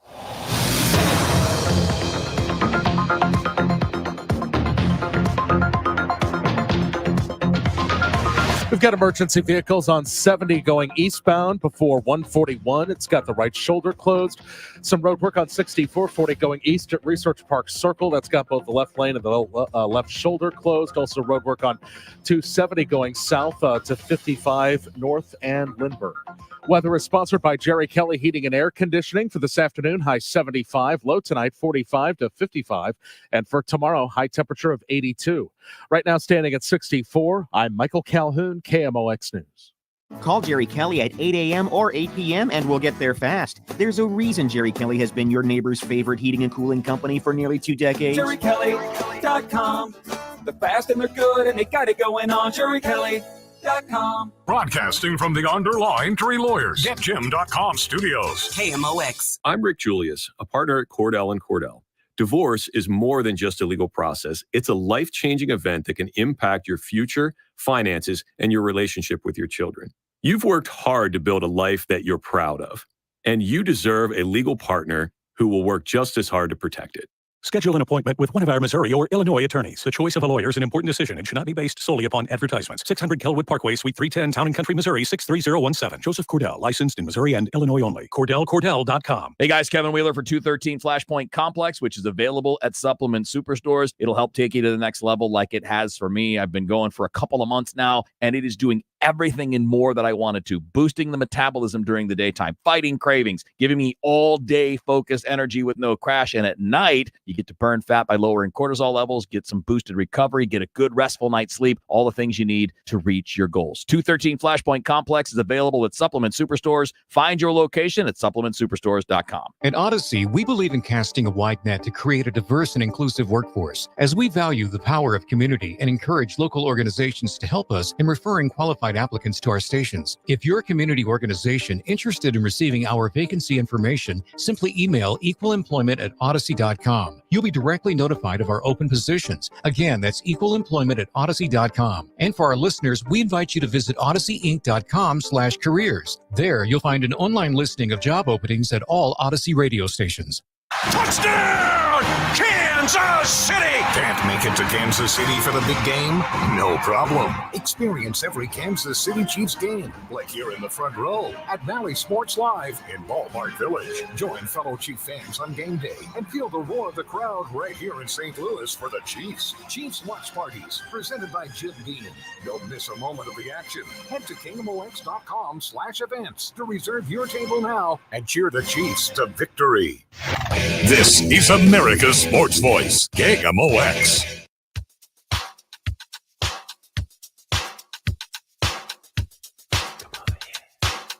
Yo, Paulie! Paulie's a great name. Yo, Paulie! What'd you do for Paulie? Anything? Me, Paulie! I was responsible! Paulie, we're here because of you. It is 11:30 on a Wednesday. It's time to talk to our sports fella, Matt Pauley, on the Quiver River Electric guest line. The Cardinals season is over. The postseason has just begun. It started yesterday. The first 4 games are in the books. And we welcome in our guy, Matt Pauley. We'll talk about all of it now. What's going on, Matt? Not much. Do I sound like Sylvester the Cat? You sound a whole lot better. And okay. All right. He got to listen to it with our boss. I was in Steve Moore's office the other day, and Pajeski had told me that I sounded funny, but I did not hear it until standing there with my boss going, "Oh my gosh, So- that sounded terrible." There was something with the connection, and then he did sound like Sylvester the Cat. It's funny that happened the other day, because later that day, somebody had posted a couple of seconds of Donald Trump when he did a Twitter Spaces broadcast with Elon. And do you remember people saying, "What's wrong with him? He's lisping. Why is he lisping?" It was the same thing. Really? So maybe you had the same thing, that whatever the connection problem was. Don't do that again. Yeah, I mean, I saw people on Twitter wondering if I had like a dental procedure earlier in the day. I had not. So hopefully everybody who was listening then is listening today and knows that it was technology based, not my inability to speak. Well, we're glad you're okay. We're glad your mouth is okay.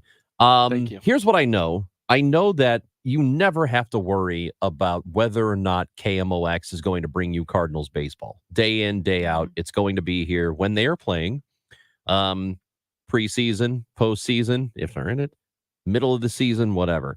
But it looks like it might be difficult to watch on television. So you probably have seen the story from the last hour or so that Diamond Sports, which is responsible for some of these regional sports networks, which broadcast Cardinals games, Brewers games, Braves games, whatever. Well, Diamond has announced, to the chagrin of Major League Baseball, they didn't know was happening, that they don't want to broadcast any games except for Atlanta Braves, which puts about 9 or 10 teams out in the wind, including the Cardinals. So what's going to happen for next season now?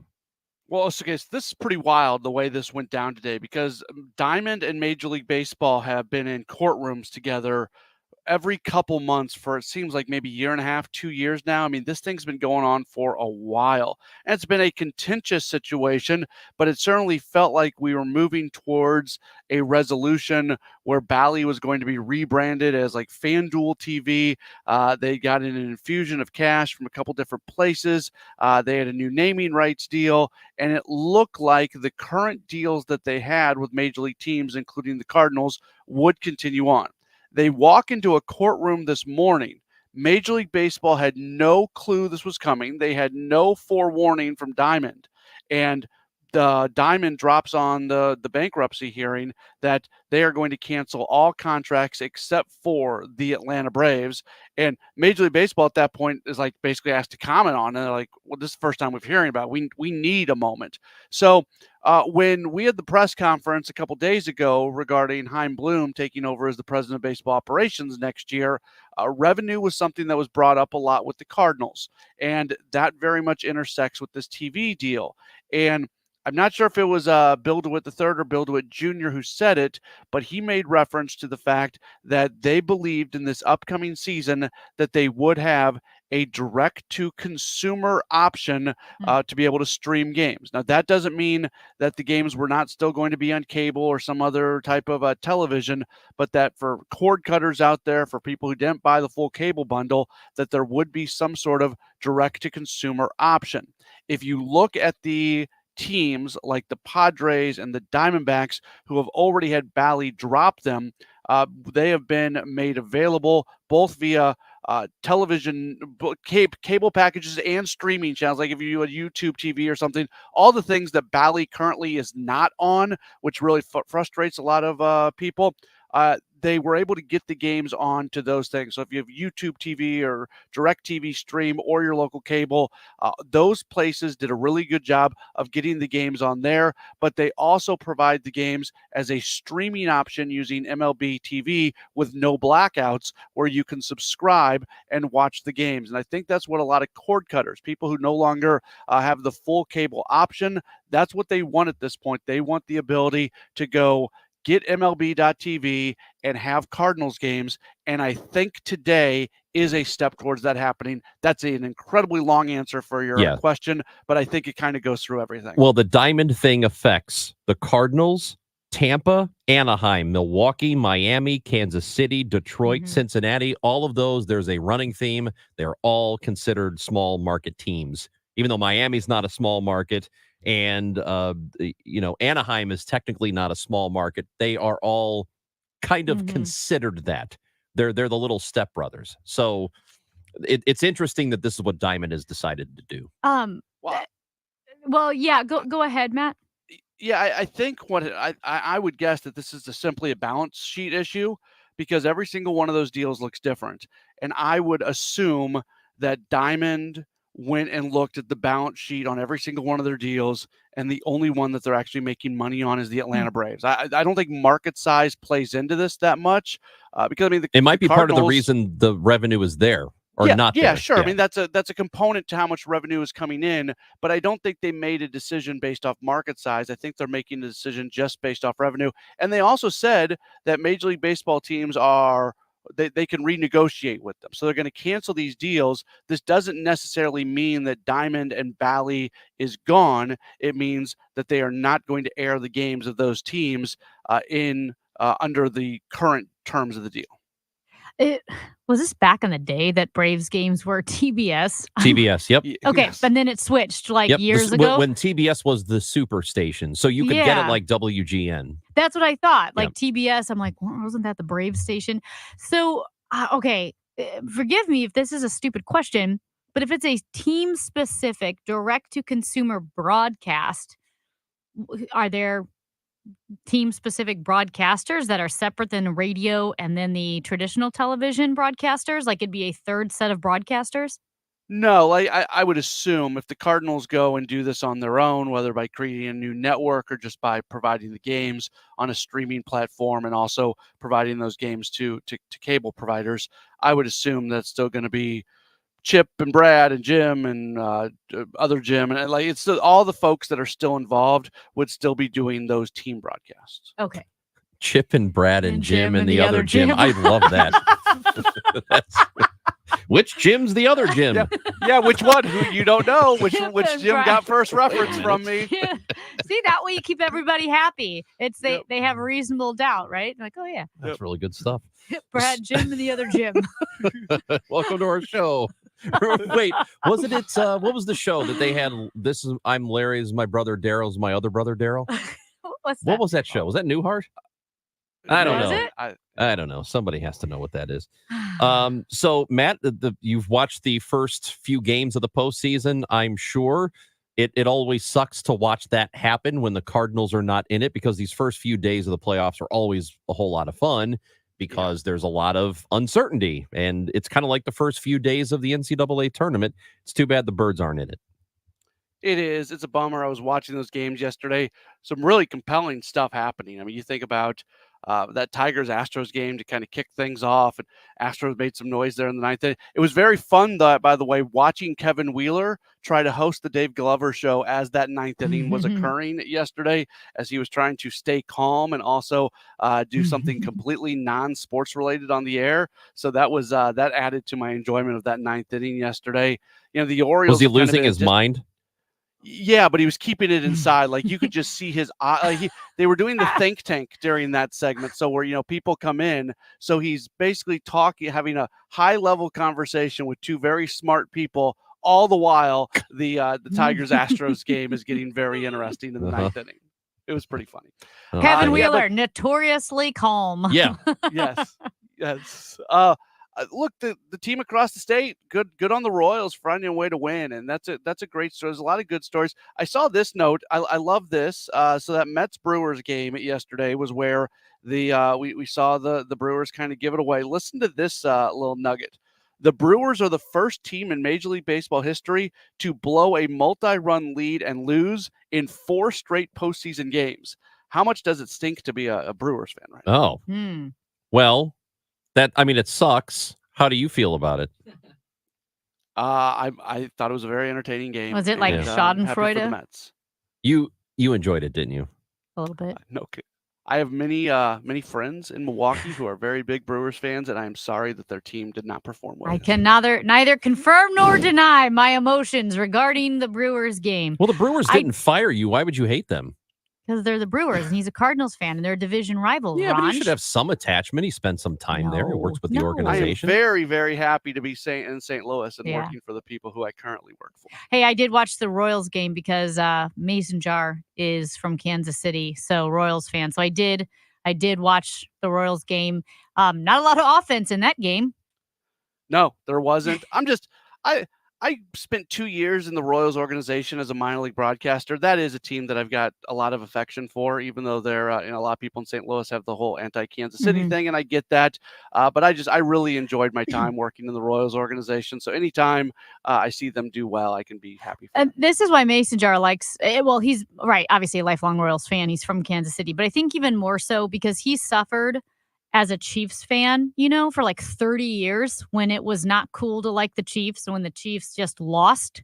And now he said, oh no, we're turning into that team, where it's like all the bandwagon fans and the Taylor Swift fans and Travis Kelce. And it's just overexposure of Chiefs, where he's like, it almost makes me, not as much fun to cheer for the Chiefs when everybody, is either cheering or hating the Chiefs. And he said the Royals, everyone still forgets about the Royals, so it's still fun to be a Royals fan because they're still the Royals. It wasn't that long ago that they played in back-to-back World Series and won one of them. That's true. Yeah, so now they went through a dark period between then and now, but give them credit for what they've been able to do here. And this is an interesting. We noted this yesterday that this is the first time since 2007 when it was the Cardinals and the Tigers. It's the first time that the 2 World Series representatives that both of them missed the playoffs the following year. So the Rangers and the Diamondbacks didn't make it to the playoffs. The Cardinals and Tigers back in 2007 didn't make it to the playoffs. It's the first time that's happened, Matt. And for the Diamondbacks, it took all until the last moment. They were waiting on that Braves Mets I doubleheader know. on Monday to see I if it could know. happen. I'm not crying for the Diamondbacks though. And Why do you hate the Diamondbacks? Because they do a lot of bad things. That's a bad organization. That they're not led well. You know that thing yesterday where the owner went off on Jordan Montgomery. Oh yeah, that is so par for the course for that organization. I've had friends who've worked for that organization. Explain to and just people been what you're treated- talking about with Montgomery and the signing of the contract and him taking the blame for it. That's Yeah, so the team chairman went on a podcast or something yesterday and said very publicly that the decision that signing Jordan Montgomery was a horrible signing. He took like the blame for it. His exact quote was, "If anyone wants to blame anyone for Jordan Montgomery being a Diamondback, you're talking to the guy that should be blamed because I brought it to the front office's attention. I pushed for it. They agreed to it. It wasn't in our game plan. When he signed right at the end of spring training, and looking back in hindsight, a horrible decision to invest that money in a guy who performed so poorly as he did. It's our biggest mistake this offseason from a talent standpoint, and I'm the perpetrator of that." You don't say that. You're just throwing a guy into the. It's not like he's a bad. Jordan Montgomery's a great guy. He didn't have a good season. You can be disappointed with the results. You can hope that he doesn't pick up his option for this year. But my goodness, you don't throw a guy under the bus like that. That's terrible. There was nothing wrong with them signing Montgomery. He had a really good year for Texas the year before, was pitching well for the Cardinals before that. He was only 31. It's not like, and they didn't lock themselves into a 8-year deal or something. It was only 1 year with a player option for 25. It's not that big of a deal. So yeah, you don't do that. Every free agent should take note of that. Guys have bad seasons. That's part of sports. Guys have bad seasons. Don't go kill a guy because he happened to have a bad season. It's possible Jordan Montgomery is done. I mean, that is a possibility, but I absolutely would not be if I'm him, I pick up my option for next year. I stick it to that team, and I take the player option. Yep, I'll be back for $20 million. Pay me. Yep. So and I'll come by your office every day and wave. All right, Matt Pauley, baseball bud. Yeah, Matt Pauley, we appreciate it. You bet. Talk to you next week, I guess. Yes. Okay, we love you. Yo, Paulie, your sister's with me. I'll call you back later. See ya. Today's Birds and Baseball Report is brought to you by Renner Garage Door, RENNER, forward and back, family owned and top rated. Renner Door, STL.com. It's Chris and Amy on KMOX. Than with the multivitamin that was created right here in St. Louis. Neovitin Original Multivitamin was created by St. Louis physician Dr. Ribicki to support his own nutrition when he needed it most. Now, Neovitin Original Multivitamin is formulated with sensible doses of vitamins, minerals, antioxidants, and Dr. Ribicki's proprietary blend to give you nutritional support you won't find anywhere else. Neovitin is now conveniently available through our no-obligation monthly subscription. Cancel or pause at any time, and shipping is free. Support your nutrition with a subscription to Neovitin at neovitin.com today. My house has a new glow. I love my windows. Universal Windows Direct. Hey guys, it's Glover here for Universal Windows Direct. For every 2 windows you buy, get the next 2 free, and there's no limit, plus 0% financing for 60 months. Call 314-334-2522, and like me, you'll be saying, I love my windows. I love my windows. They've got that brand new home effect.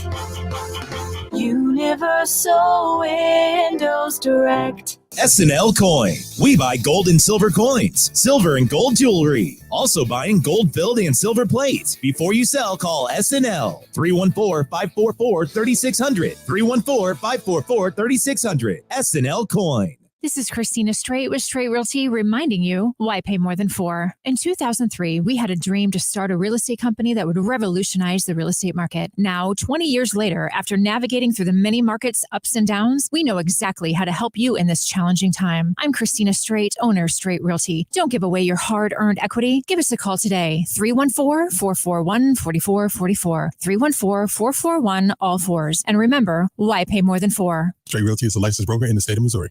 You can live out your MasterChef dreams when you find a professional on Angie to tackle your dream kitchen remodel. Connect with skilled professionals to get all your home projects done well. Inside to outside, repairs to renovations. Get started on the Angie app or visit Angie.com today. You can do this when you Angie that. You're in hot water, mister. What'd I do? I told you months ago our utility bills were getting higher because of that old outdated tank water heater. Maybe it's time we finally switch to a Navien tankless. Learn about Navien's high-efficiency tankless water heaters, endless hot water, all while helping you save on your energy costs. Hey, look at this. Our utility bill is lower since we got the Navien tankless water heater. Who's in hot water now? We are, all the time. Learn more at tanklessmadesimple.com. When you bought your home, you took on more than just a house payment. You spend weekends on upkeep, repairs drain your bank account, and with your equity locked up, you can't do anything. You love your home and want to stay, but it's a constant struggle. What if you could sell your home, reclaim your weekends, and not have to move? You can with Truehold's Sell and Stay program. Truehold will buy your home now while the market is high. You can bank all that equity in cash and stay in your home with a lease. Plus, you won't have to worry about property taxes, insurance, or upkeep anymore. Truehold unlocks your wealth without uprooting your life. Join thousands that have secured their retirement, paid off bills, and financed their dreams. Get an offer now while the market is hot. Call 1-855-300-9993 or visit Truehold.com to cash out your home's value without moving. That's Truehold.com or call 855-300-9993. Truehold.com. Truehold.com. If you owe the IRS, you have a legal issue, and you need the Lance Drury Law Firm. We'll protect your rights. Log on at LanceDruryLaw.com. Hey, it's Bo Matthews for Beast Plumbing, and if you need a new water heater like today, maybe it just went out, send them a picture of your water heater for an estimate, and you could have same-day service. Call 314-500-LEAK and find them online at BEISplumbing.com. Tune into the Home Improvement Show, sponsored by Mosby Building Arts, Saturdays 11 a.m. to 1 p.m. on KMOX for expert advice on remodeling, design, and construction. This live Q&A show begins at 11 a.m. or find podcasts at mosbybuildingarts.com. I'm Megan Lynch. This is KMOX, the voice of St. Louis.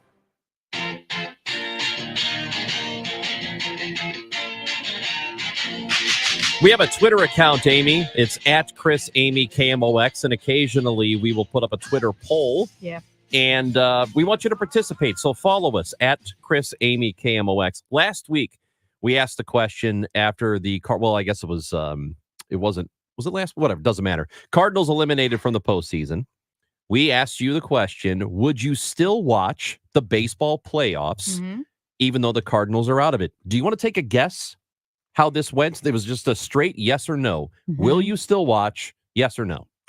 I think yes would barely edge out no.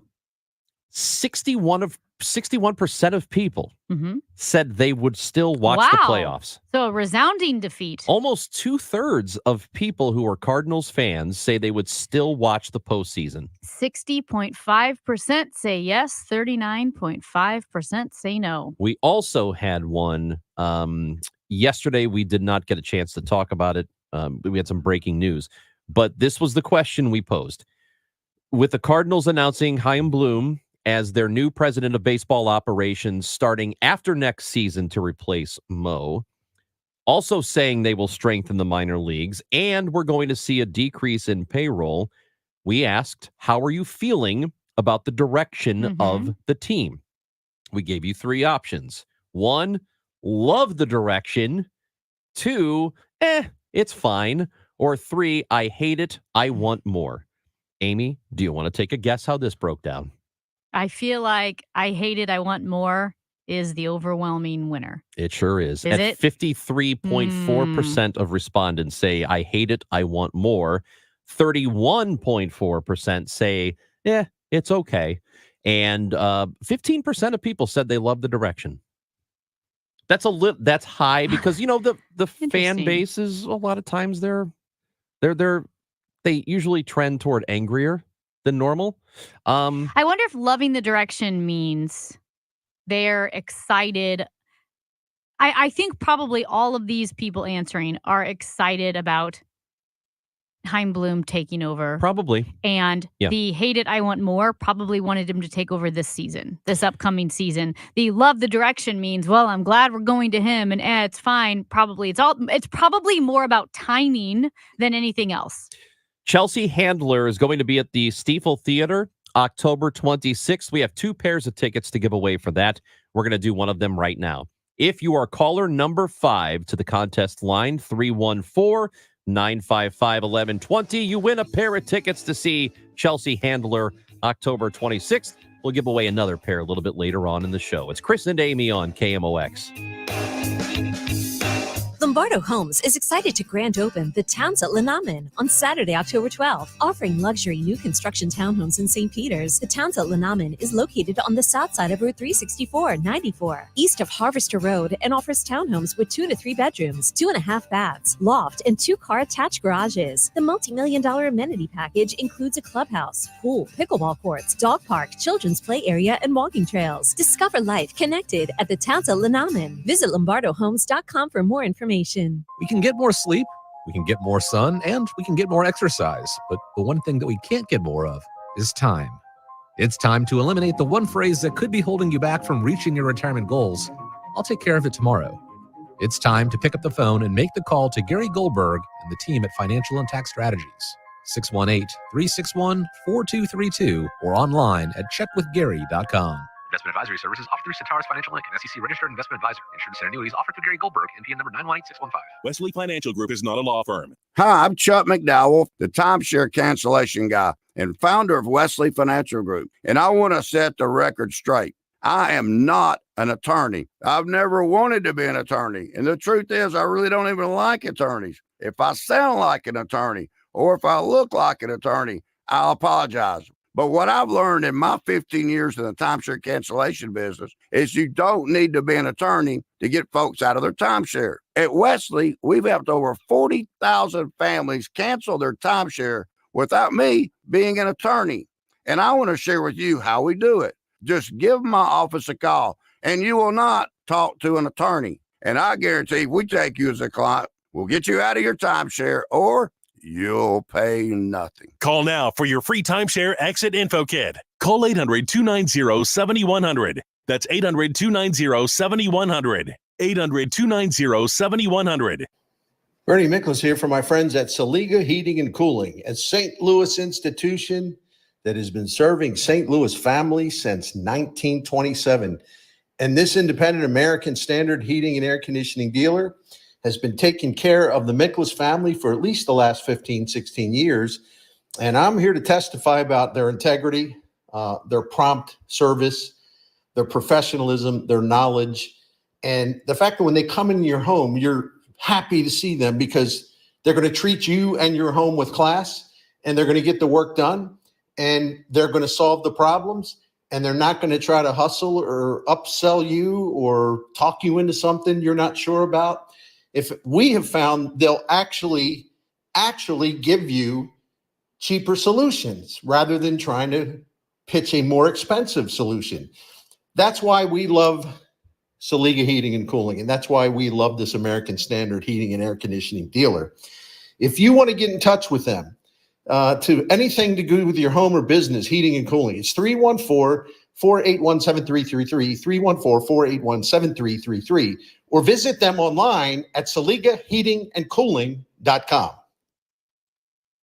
Something big beginning, an era exploding, a century spinning right here in the heartland. Ragtime music. Stages St. Louis proudly presents the Tony Award-winning musical Ragtime, a powerful and timeless story that brings together 3 distinct worlds with unforgettable characters and a score that will move your soul. Ragtime runs now through October 20th at the Ross Family Theater in the Kirkwood Performing Arts Center. Get tickets at stagesstlouis.org or call 314-821-2407. KMOX, KECK HD2, K254CR, St. Louis. The legendary voice of St. Louis, KMOX. Always live on the free Odyssey app.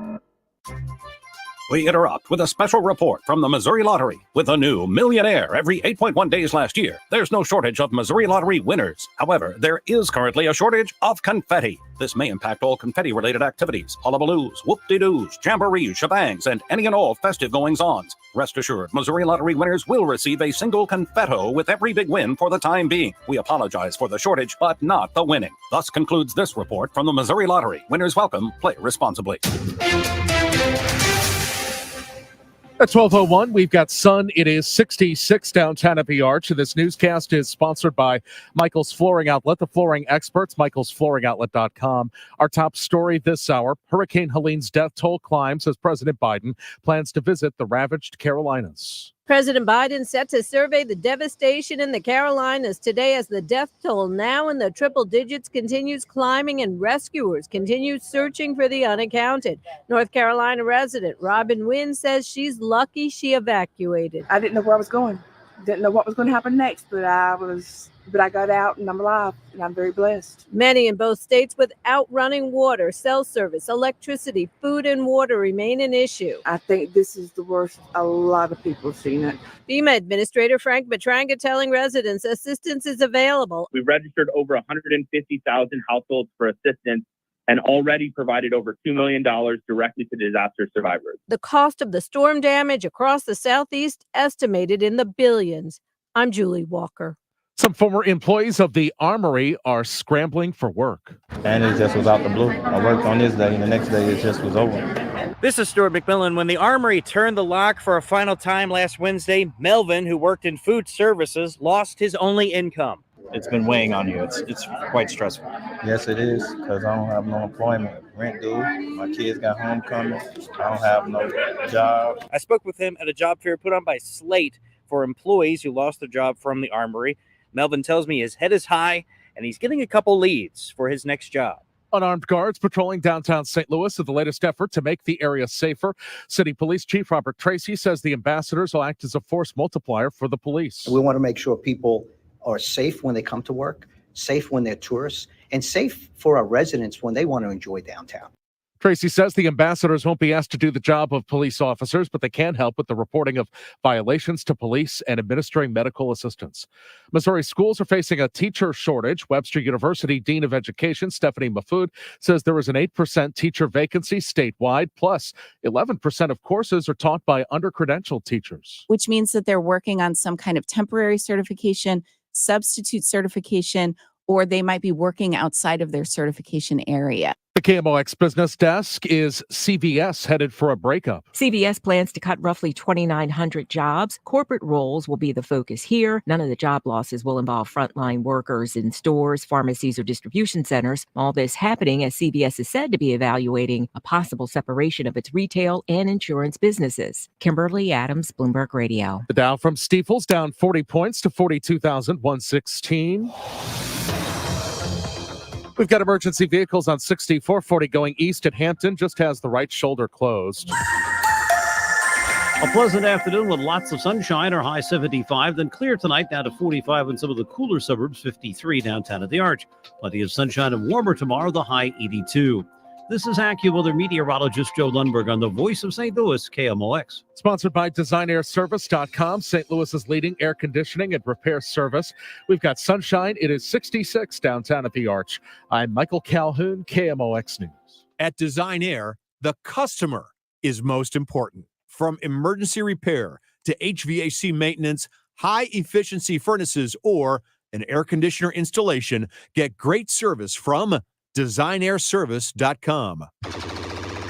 From city lights to neighborhood stories, KMOX's local newsroom keeps you informed. Always live on the free Odyssey app. The best way to lower drug costs in the United States are to stop taking drugs we don't need. That's the voice of Dr. Marty Makary, who is a professor with Johns Hopkins School of Medicine, a surgeon, member of the National Academy of Medicine. In the United States, we probably are not as healthy of a country as we should be, given the resources we have as a nation. And I'm sure that we are consuming things we shouldn't be, whether it's medicine or certain products or chemicals in food and all kinds of things. And to talk about that with us on the Quiver River Electric guest line, we welcome in Dr. Marty Makary. His new book is Blind Spots: When Medicine Gets It Wrong and What It Means for Our Health. Dr. Makary, how are you? Hey, good to be with you, Chris and Amy. Hey, it's good to have you with us. And what do we generally get wrong about our health as Americans? Well, modern medicine has gotten a lot wrong and still gets a lot wrong. Everything from the food pyramid to how to prevent peanut allergies and hormone therapy for perimenopausal women, which has tremendous benefits. But the biggest blind spot of modern medicine is that as we're busy running around as doctors, billing and coding and seeing patients, medicating and operating, America is getting sicker. All of the chronic diseases are surging. They're going way up. And we tend to blame people for their diseases, but that may not be the case. We've got half of our nation's children are obese or overweight. Are they just bad kids? Or have we poisoned the food supply? Maybe we need to talk about school lunch programs and not just putting every kid on Ozempic. These are the big ideas we need right now to explore. Yeah, Dr. McCary, we had this conversation a couple of days ago because I just got back from Switzerland. And in Switzerland, in the EU, countries like Israel, they don't allow a lot of the super ultra processed foods that we consume every day, like even down to the flour or the fake, like, I can't believe it's not butter, margarine, where they threw it through chemicals and bleach it and it's gray and then they dye it again. I mean, I was frustrated because in Europe, and like I said, I love America. I love this country. But in Europe, this is what they're doing better than we are. They're eating real food that hasn't been ultra processed and injected with all sorts of junk. That's right. And I've had patients, Amy, who have struggled with chronic diseases, and then nothing works. We don't really understand what's going on. And then we hear, oh, they went to Europe for a summer and they felt great. They've never felt better in their entire life as when they were living in, say, Italy for a summer. And what's going on? They're getting away from all of the toxic exposures, the engineered food additives that are really chemicals designed to make foods more addictive. And all of these chemicals, when they go down the GI tract, when they go down your gastrointestinal tract, your body's reacting with an inflammatory response because these are chemicals that do not appear in nature. And this inflammation is constant and it makes people feel sick, and it drives a lot of the chronic diseases we see today. Dr. McCary, people, a lot of times when there is an effort or anybody suggests, hey, maybe we should regulate some of these chemicals that are put into food or elements that are put into food, the pushback is always, well, we can make our own decisions about what we put in our bodies. I'm smart enough to decide for myself if I want to eat this or if I want to drink that. Is there validity to that? Look, I think there's validity to all these arguments, but we have to consider we have to look at each ingredient individually, and we have to look at the cumulative burden. Why is it that all of these chronic diseases, autoimmune disease, autism, GI cancers, colon cancer in young people, PCOS, obesity, diabetes, why are they all going up in the United States, but not going up in most of Europe, not going up in Africa?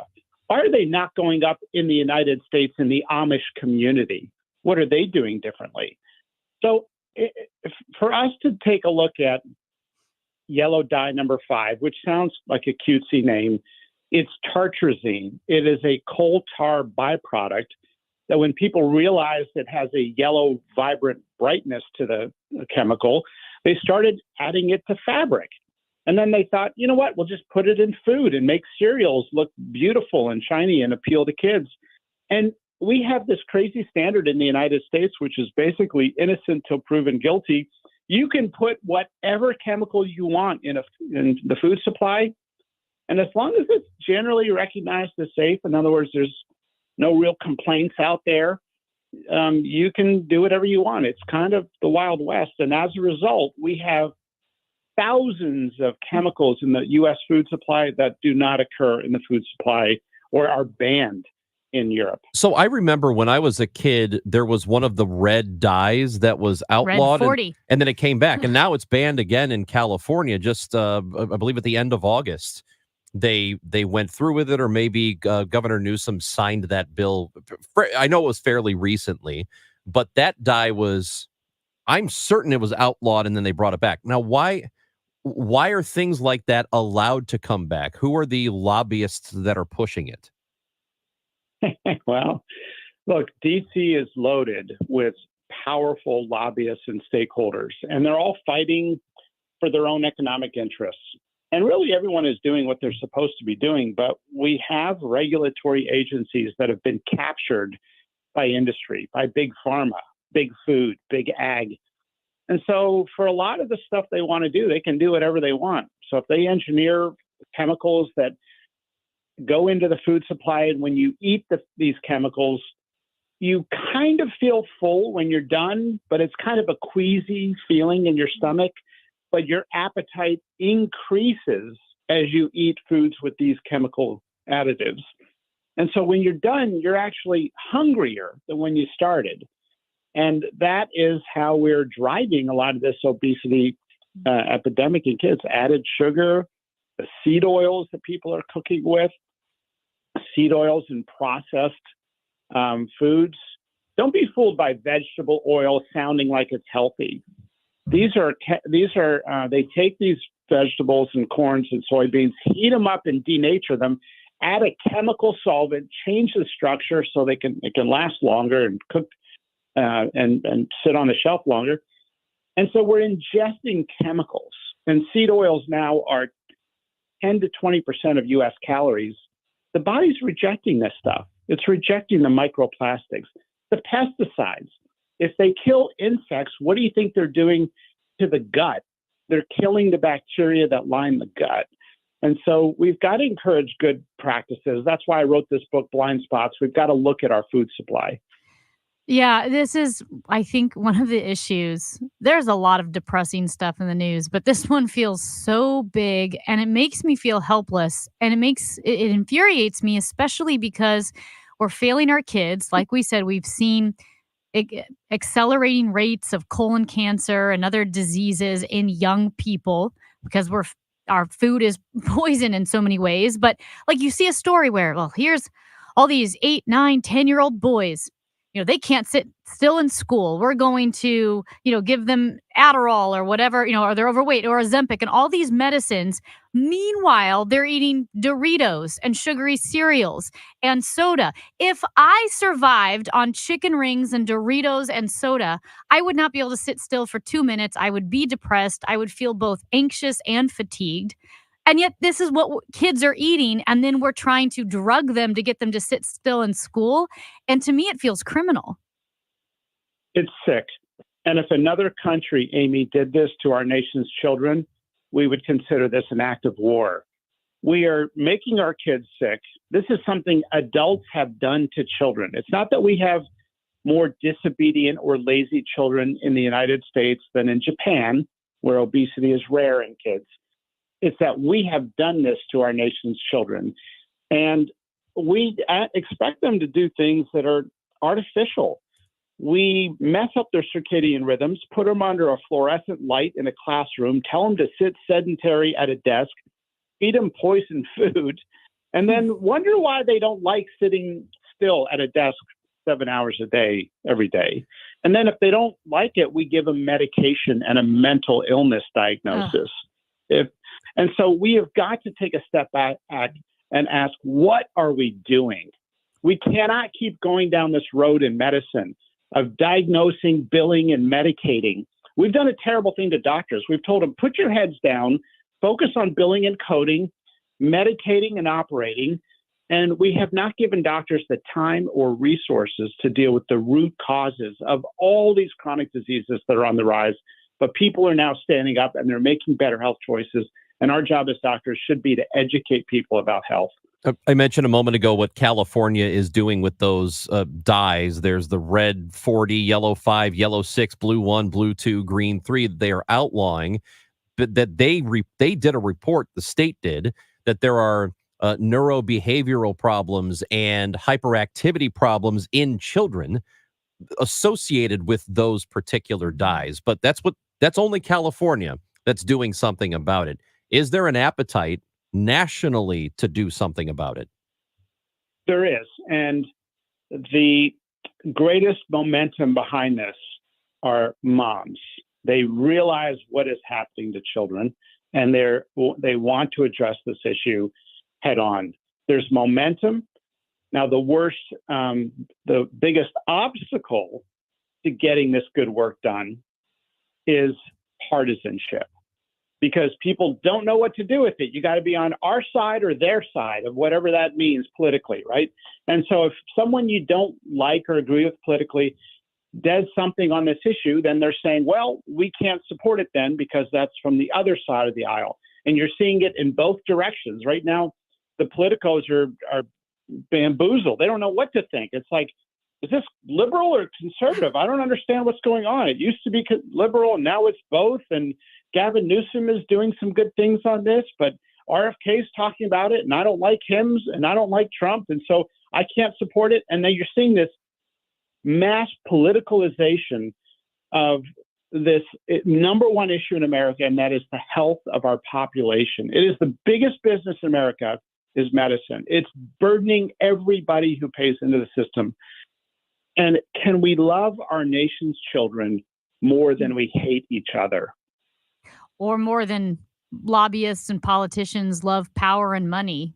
Because that's where I feel like with all of these big pharma, big ag, whatever it is, lobbyists and politicians, I don't know that there's an appetite there, Republican or Democrat, to fix this issue.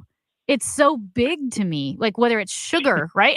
Corn syrup, the chemicals, big pharma. I don't know. It's big. It sounds daunting. Amy, I know, but trust me, big stuff is happening, and we are seeing good momentum.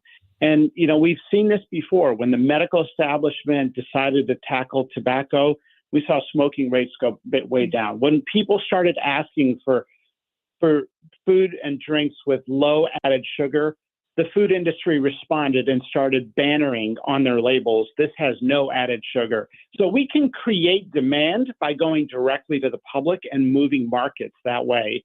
And I think we're seeing momentum now. For the first time, politicians from both sides of the aisle are saying, yes, we need to talk about school lunch programs and environmental exposures that cause cancer, not just the chemo to treat it.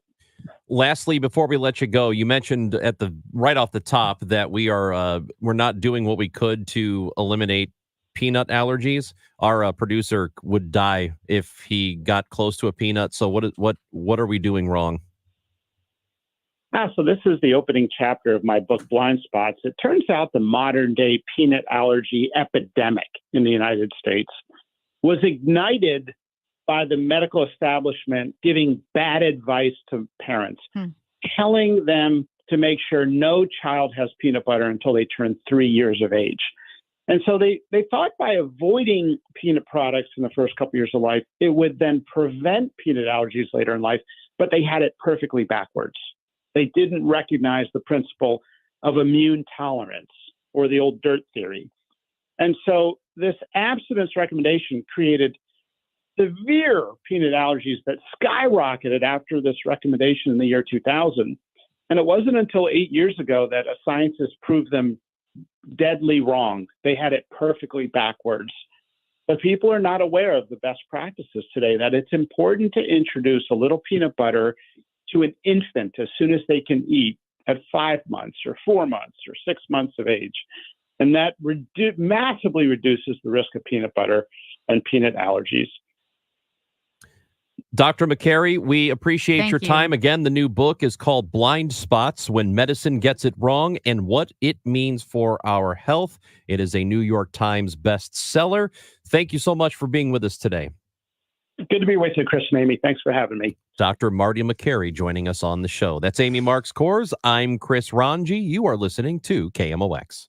Hey folks, this is Charlie Brennan. Have you noticed loose bricks or missing mortar around your house on the walls, patios, walkways, porch, or chimneys? If so, this might be a great time to call Morelli Tuck Pointing. What's tuck pointing? It's the removal of old mortar and the replacement of new mortar on a wall or chimney. Sometimes that mortar can become loose, missing, or deeply eroded.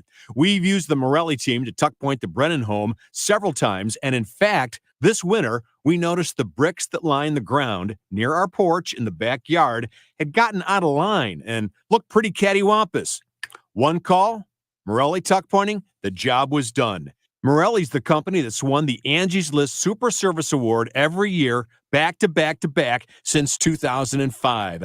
Check out their reviews on the Google, Angie's List, and Better Business Bureau websites. The Masonry Specialists, 314-645-1387, MorelliTuckpointing.com. The choice of a lawyer is an important decision and should not be based solely on advertisements. If you've been injured in a car wreck, you need the best. Let us make your case our cause. Car accident? Call Onder Law for a free review at 314 or 618-9000000. If you're driving a car or truck with an expired warranty and suddenly lost your transmission or needed a full engine repair, would a $4,000 repair bill leave you stranded?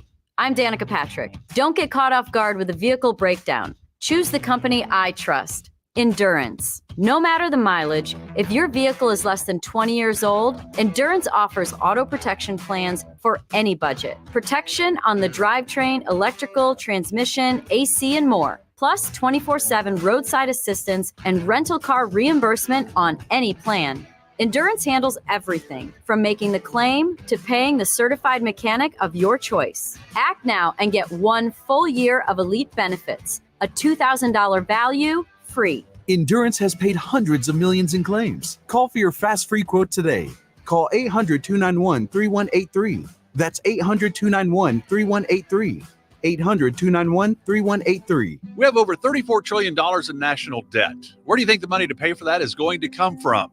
Taxes. Believe it or not, taxes are at historic lows right now, but how much longer will that last? A Roth IRA conversion might be a good option when planning for your retirement because you can pay lower taxes now and avoid potentially higher taxes later. The FIRA Capital Management Team, formerly Heisey Advisory Group, have seen taxes rise and fall. They know what options you have to potentially reduce the amount of taxes you pay in retirement. Call the team at FIRA Capital Management and schedule your tax analysis today. 314-328-4400. Uncle Sam needs money. Don't let him take it all from you. 314-328-4400. Investing involves risk. Always consult with a qualified tax advisor before making any decisions regarding a Roth conversion, as there may be additional tax considerations. Investment advisory services made available through Pine Ridge Advisors, LLC, a registered investment advisor. Securities made available through AE Financial Services, LLC, member FINRA and SIPC. Everywhere you look, things are getting more expensive. So at Consumer Cellular, we're lowering the price for those 50 and up. Now you can get unlimited talk, text, and data for $30 a line when you buy 2. That's just $60 a month for 2 unlimited lines. So if you're 50 and up, make the switch and save. Come on, you've earned this. Call 1-888-FREEDOM or visit consumercellular.com today. Requires 2 lines of service, age validation, and credit approval, subject to system and area limits, taxes, and other fees apply. Prescriptions require an online consultation with a healthcare provider who will determine if appropriate. Restrictions apply. See website for details and important safety information. Subscription required. Price varies based on product and subscription plan. Hey guys, did you know there's a generic form of Viagra that works just the same, but is 95% cheaper? And you can get it online? Go to hims.com/joy. Through Hims, you'll get a free medical consultation, discreet shipping if prescribed, and the process is 100% online. To start your free online visit, go to hims.com/joy. That's HIMS.com/JOY.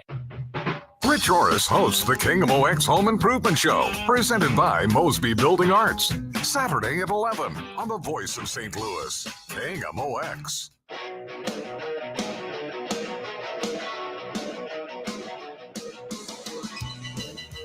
All right. We told you we had a pair of tickets to give away to see Chelsea Handler. Who was our last winner? Did we get a winner? Marty from Arnold. Marty from Arnold. Not the Congratulations. No, it was not the doctor. No. He's not allowed to win. Actually, he probably could. All right. We have another pair of tickets to see Chelsea Handler, October 26th at Stiefel Theater. And we need caller number 4 to the contest line at 314-955-1120. 314-955-1120. Again, Chelsea Handler, Stiefel, October 26th. That is coming up. Good luck. Go ahead and start calling. Caller 4.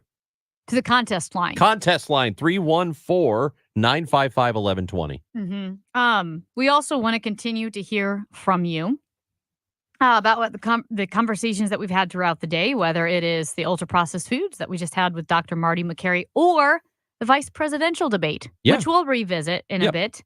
Some news on Uncle Bill's pancake and dinner house. What the hell? All right, we're going to talk about this and other things When we come back, it is Amy Marks Coors. It is Chris Ranji. Well, I guess we don't have to take a break yet. Are we? Am I too early? Not yet. Oh, we can still talk then. You can talk This is- pancakes if you want. This Okay. is really nice. Uncle Bill's is closing. It is. On Kings Highway Now, there is an Uncle Bill's out on Manchester. like near 141, Mhm. right? That one's still operating. That's the one that I would always go to. I think I've only been to the Kings Highway one once, but the one on Manchester, yeah, it's still operating. It's close to Queenie Park. Well, the Kings Highway location, that's the one where the drunkards go at 3 a.m. It is. That and the Courtesy Diner on Hampton. Now, I thought Courtesy closed. Did it close and then reopen? Courtesy on Kings Highway closed. Kings Highway. What's going on Courtesy with closed. Kings Highway? Why I are don't those know, man. locations closing? I don't know. That's But- my neighborhood too. Well, now the people know. Oh, that is? Yeah, Kings Highway. I'm right next to Uncle Bill's and that old Courtesy. Okay. I'm out of spots now. To Oh, go no. when you're drunk. I don't do that, Amy. Any good peanut places down there? No. I stay away from Peanut those. place. Oh, by the way, Dr. McCary is right. So, like, you can't avoid peanuts when you're young. You know how little kids here, it's like Cheerios? That's what little kids eat. Every little baby, when they first start eating, it's always the Cheerios. There is a similar food like that in Israel. I think they started carrying it at Trader Joe's, but it's like a peanut-based Cheerio. That's what little babies eat over there. And guess what they don't have? Peanut allergies. See? They grow up eating their first foods are a peanut-based like little Cheerio puff. And it literally does not exist there, peanut allergies. Told you, man, I love regulations. We should have a lot more of them. Well, no, that was regulating how many people eat peanuts. What? That's Amy Marks Coors. I'm Chris Ranji. This is KMOX. Warning, the following ZipRecruiter radio spot you are about to hear is going to be filled with F words. When you're hiring, we at ZipRecruiter know you can feel frustrated, forlorn even, like your efforts are futile, and you can spend a fortune trying to find fabulous people, only to get flooded with candidates who are just fine. Fortunately, ZipRecruiter figured out how to fix all of that. And right now, you can try ZipRecruiter for free at ZipRecruiter.com/radio. With ZipRecruiter, you can forget your frustrations because we find the right people for your roles fast, which is our absolute favorite F word. In fact, 4 out of 5 employers who post on ZipRecruiter get a quality candidate within the first day. Fantastic. So, whether you need to hire 4, 40, or 400 people, get ready to meet first-rate talent. Just go to ZipRecruiter.com/radio to try ZipRecruiter for free. Don't forget, that's ZipRecruiter.com/radio. Finally, that's ZipRecruiter.com/radio. Hey everyone, Dr. Colleen Bosler of the Audiology Center has a special invitation for everyone listening to this program. Doctor? The holidays are approaching quickly, and some of you may remember struggling to hear when you were with family and friends last year. We want to make the holidays more enjoyable for you this year by providing you with the gift of hearing. We're hosting our annual Here for the Holidays promotion October 29th and 30th, and we will have lots to offer. Free hearing screenings, free earwax removal, free video otoscopy, and free demonstrations of the latest hearing aid technology. And finally, $700 off a new set of hearing aids. Thank you, Doctor. That's an incredible offer. Folks, the Hearing for the Holidays promotion, October 29th and 30th at all 3 Audiology Center locations. Reservations are recommended. 636-441-7470, the Audiology Center, STL.com. It is 12:30. We've got sun. It is 67 downtown at the Arch. The cleanup and recovery efforts underway in parts of the ravaged areas caused by Hurricane Helene in Florida. Governor Ron DeSantis says the state is already helping out. You see all this sand that gets brought in with the storm surge. You still have some piles I see that's been put on the side. A lot of that's been hauled off. They're going to store that, and then if the community's wanted for beach renourishment, you can bring the sand in. We've got road work on 70 going east at Cave Springs Truman. That's in the right lane. More road work on 70 west at Tucker. That's on the right shoulder. Disabled vehicle 6440 going east at Research Park Circle. That's got the right shoulder closed. Sunshine this afternoon with the high of 75. Low tonight 45 in the coolest suburbs to 53 downtown. Tomorrow's high 82. Right now sun and 67. I'm Michael Calhoun, KMOX News. Sponsored by Valvoline Instant Oil Change. Visit us today. Valvoline Instant Oil Change wants you to breathe out your oil change-anxiety. And breathe in automotive peace. Visit us today. SNL Coin. We buy gold and silver coins, silver and gold jewelry. Also buying gold filled and silver plates. Before you sell, call SNL 314-544-3600. 314-544-3600. SNL Coin. Broadcasting from the Underlaw Injury Lawyers, GetJim.com studios. KMOX. It's warm now, but winter will be here before you know it. That's why Banner Construction is having their pre-winter window event. Choose from Banner's various energy-efficient brands and window price points featuring beautiful Pella windows. Banner is a certified Pella contractor and preferred James Hardie specialist. If you've been considering new windows or a fresh new exterior for your home, see Banner's work at bannerconstruction.com or call 314-569-1050 and have a banner day. We all hear the radio ads about the IRS. They tell you to be afraid, to be scared, and they try to frighten you into calling. I'm not here to do that. Tax Relief Advocates is different. TRA is here to tell you that if you owe money to the IRS, whether it's $5,000, $50,000, or $500,000, we have a solution. It doesn't matter if you're sitting in your car, at work, or with your kids. No matter where you are, call now. 800-575-6986. Don't lose hope. TRA can eliminate or reduce what you owe to the IRS. Generous programs are now available that can give you a fresh start.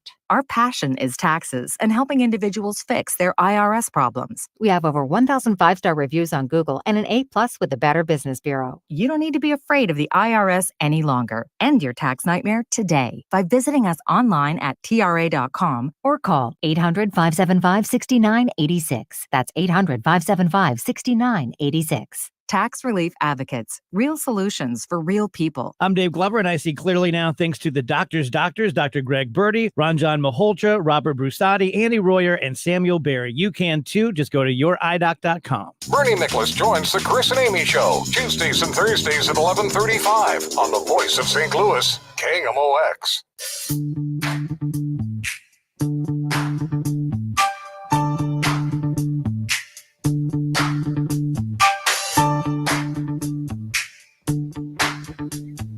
Not sure what the parameters are for winning a debate. Do you score the most points in an allotted amount of time? Is it who scores the most goals? Who gets the most words in? Because Vance definitely got the most words in. He can sure talk a lot more than everyone else. So if that's the goal, then yes, Vance won. If the goal is to look like a nice grandfather, then Walz won. Otherwise, I'm not really sure how you win or lose. I mean, you can definitely lose a debate by looking like a moron, but I don't know how you win one. But maybe you guys can tell us. That's why I'm listening. All right. Yeah. No, I Appreciate the think voice I think message. you win a debate by being able to express coherently, articulately, and winsomely your party's position. A vice presidential debate is going to be different than the presidential debate because a VP, their entire job is to support, prop up, and make appealing their presidential candidate. That's what their job is. That's why really they both it's- have to it's- praise Harris and Trump. That's their job. It's don't lose it. Yeah. Don't lose it for your candidate. And I don't think either did that last night. I think they both were successful in not losing it for the other side. The election is and always was going to come down to just the candidates themselves, the main part of the ticket. It's got to come down to Harris or Trump. That's how people are going to vote. And I think what happened last night will probably be long since forgotten by the time we get to November 5th, which is still 34 days away. I think what happened last night will be forgotten by Friday, probably.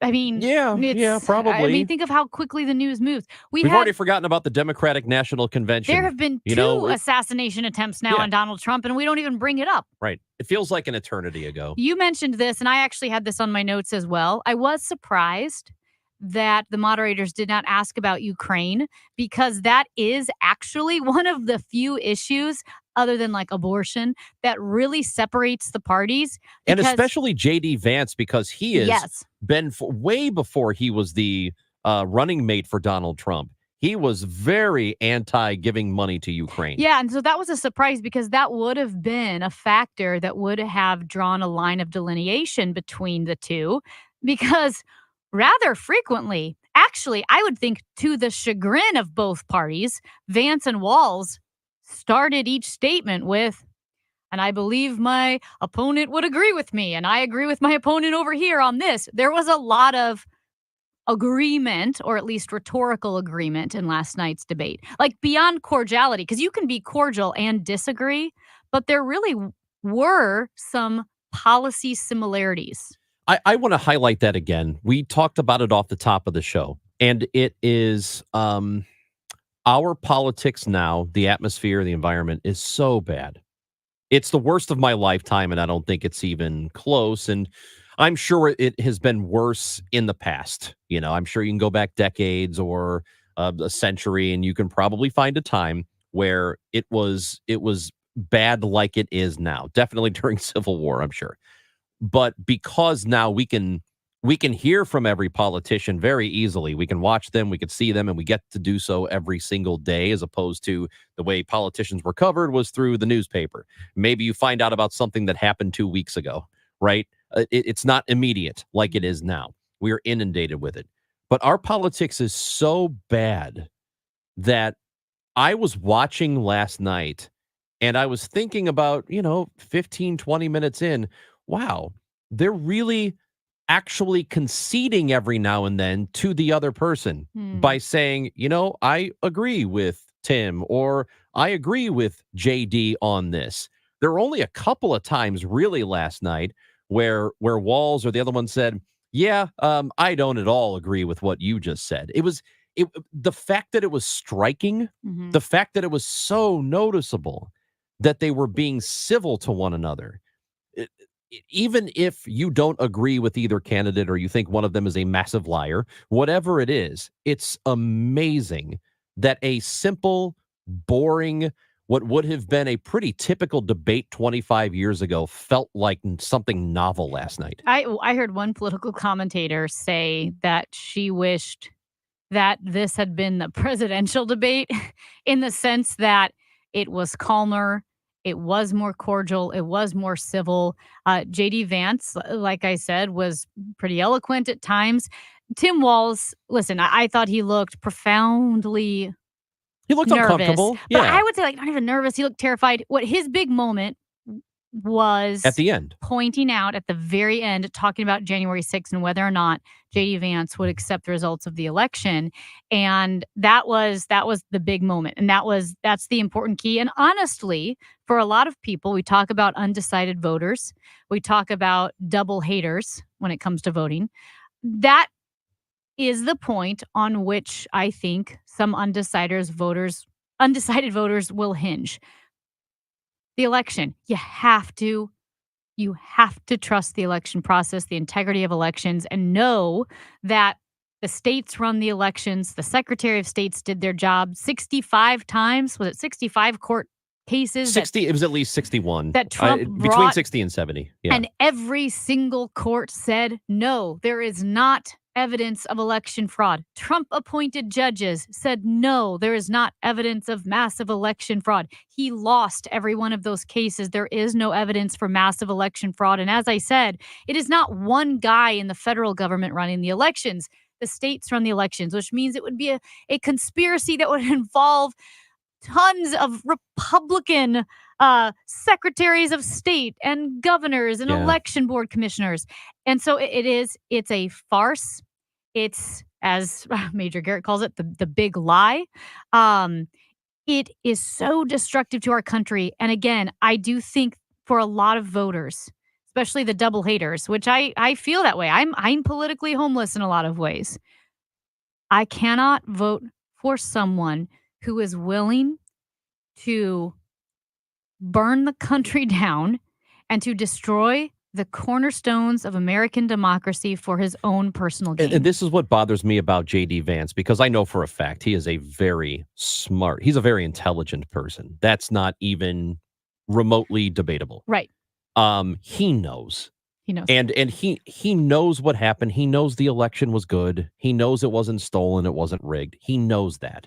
But he also knows that he can't say it. And that to me is it might be the worst part, that you have so many people who they know, all of them know. I think there are probably, of all the people who refuse to say, yes, Donald Trump lost the election fairly, of all the people who refuse to say it, I bet less than 5% actually believe it. Yeah, I bet think 95% know that it was fair, but they can't say it because it's political suicide for them. Forgive me for name calling. I know it's not appropriate, and I would like to take the high road, but just to differentiate here, the some people who actually believe it, I will bring up Marjorie Taylor Greene. She is actually an idiot. She's not very smart. She's not. She probably believes it. She probably believes everything she says. J.D. Vance is smart. Josh Hawley is smart. They all know. They know. They're smart. They're not dumb. They are. And I think actually the J.D. Vance we saw last night, the less weird, he made himself human. Yeah. He made himself empathetic and kind and human and compassionate when talking about abortion and other issues. I actually think that's probably closer to the real pre-Trump J.D. Vance. That's the J.D. Vance that said, I think Trump might be, quote, America's next Hitler or America's Hitler. Like he called out Trump at the beginning, and I think he's smart. He's calm. I think he's real, and I think he's sold out. I don't know what to for MAGA. Yeah, I don't know what to think of him, because I know he still does, and even before he was the vice presidential nominee, there were, he's like edgelord on podcasts. He'll say things that are pretty outrageous. I really don't know. I wonder if that's closer to who he is, or if that's just a persona. Whatever it is, I'm not entirely sure of what J.D. Vance is. And last night, when I said this about the election stuff, and at the end, watching it, I tweeted it that, look, I know that there are going to be a lot of people who try to spin this multiple different ways on both sides, but I don't think there is a moment that is more important than what they said about the last election. And a lot of people who responded said, well, I'll tell you what's more important. Grocery prices are higher. Okay, fine. And I get that, because it does affect your daily life. But everything we do as a country is founded upon elections being solid and us believing in the outcome of elections. If we don't have that, your grocery prices aren't going to matter. Your gas prices aren't going to matter. Yeah. Nothing matters if we think elections are rigged in this country. And that's right. No, absolutely. And that's why, like, when you go back to our founding fathers, they were radical. It was insane. The rights of the individual at a time when people still believed in the divine right of monarchies, the divine right of kings, the rights of the individual. It was absolutely radical. And do you know what was also radical and unprecedented? The peaceful transfer of power. That is a massive, that is a cornerstone of American democracy on which everything else rests. And Donald Trump attacked the peaceful transfer of power. And there is a reason, and Tim Walz brought this up. Why was Mike Pence not on that debate stage? Because Mike Pence stood in the gap on January 6th, and he stood for the Constitution, which Donald Trump was ready to crumple up and throw away. He stood for the peaceful transfer of power and the understanding that America has integrity in its elections, and he certified the election, and Donald Trump is willing to throw all of that out for his own personal gain and to have the spotlight shine on him. And he has lost his political career as a result of it. Yeah. Mike Pence is no longer a politician, and I don't think he was ready to be done yet, but he is not a politician any longer because of it. And guess who knows that better than anybody?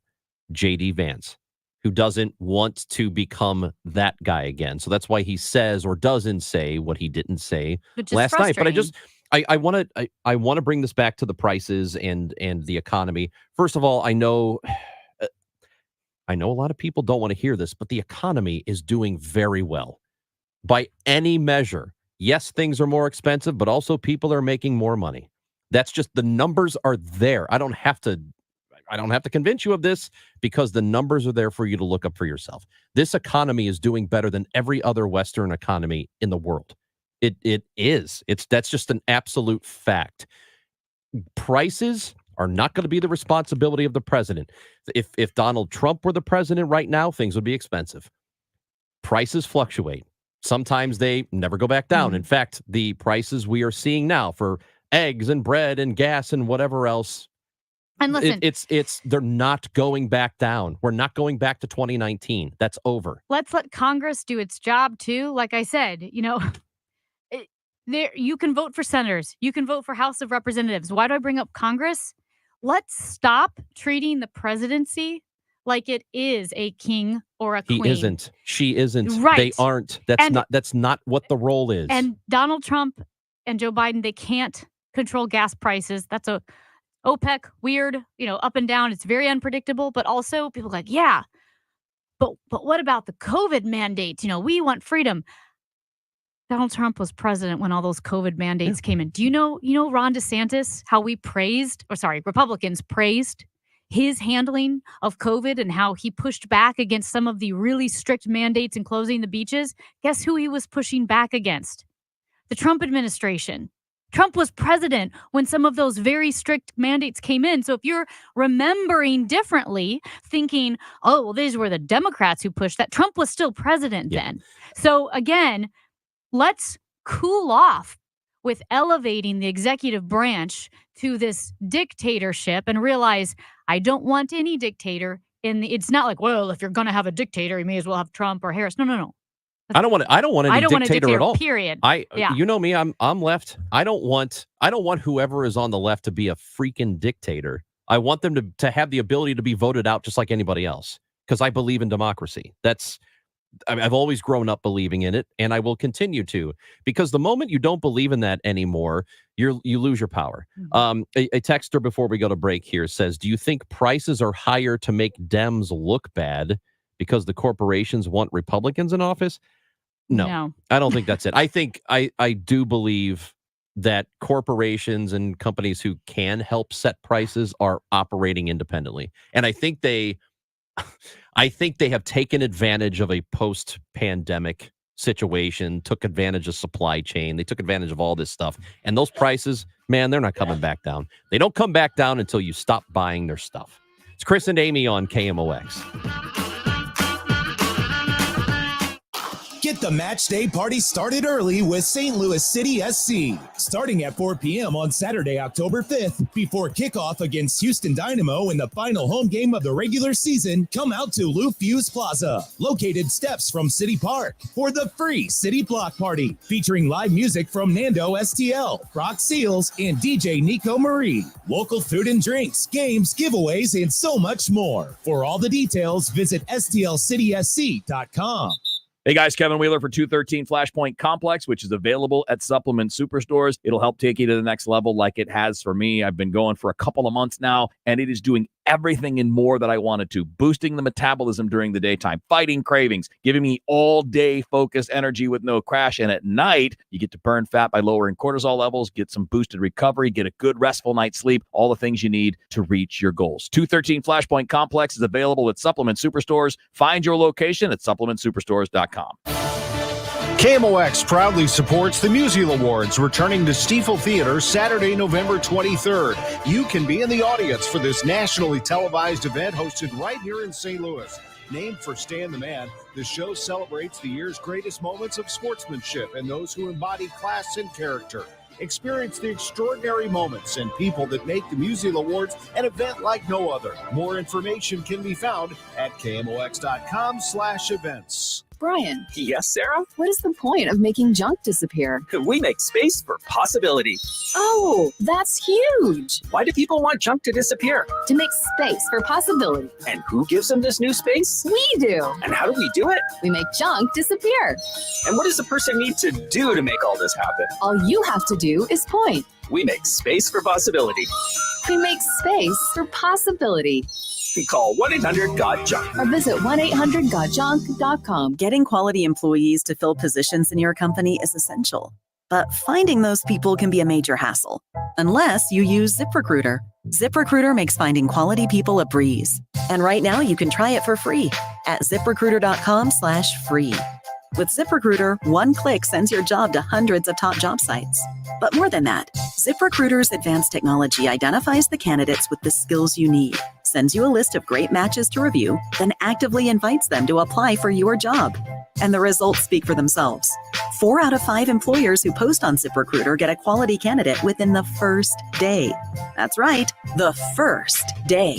Now you can focus on your business and let ZipRecruiter do the work finding the best people for you. See for yourself. Experience the ease, efficiency, and power of ZipRecruiter for free.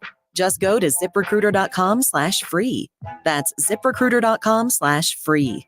ZipRecruiter.com/free. Wesley Financial Group is not a law firm. Hi, I'm Chuck McDowell, the timeshare cancellation guy and founder of Wesley Financial Group. And I want to set the record straight. I am not an attorney. I've never wanted to be an attorney. And the truth is, I really don't even like attorneys. If I sound like an attorney or if I look like an attorney, I'll apologize. But what I've learned in my 15 years in the timeshare cancellation business is you don't need to be an attorney to get folks out of their timeshare. At Wesley, we've helped over 40,000 families cancel their timeshare without me being an attorney.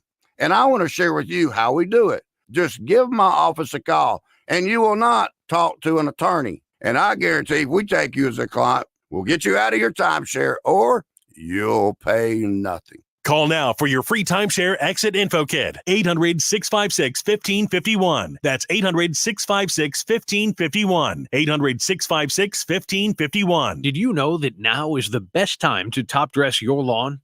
St. Louis Composting has compost specifically created for top dressing. To learn more, visit stlcompost.com. That's stlcompost.com. Hey, it's Bo Matthews for Beast Plumbing. And when it comes to the quality of your water, it is so important, not just for the taste, but for when you wash your clothes or even your hair or your skin. And bad water can affect all of your appliances. Call them today at 314-500-LEAK. That's Beast Plumbing. I'm Kevin Wheeler. This is KMOX, the voice of St. Louis.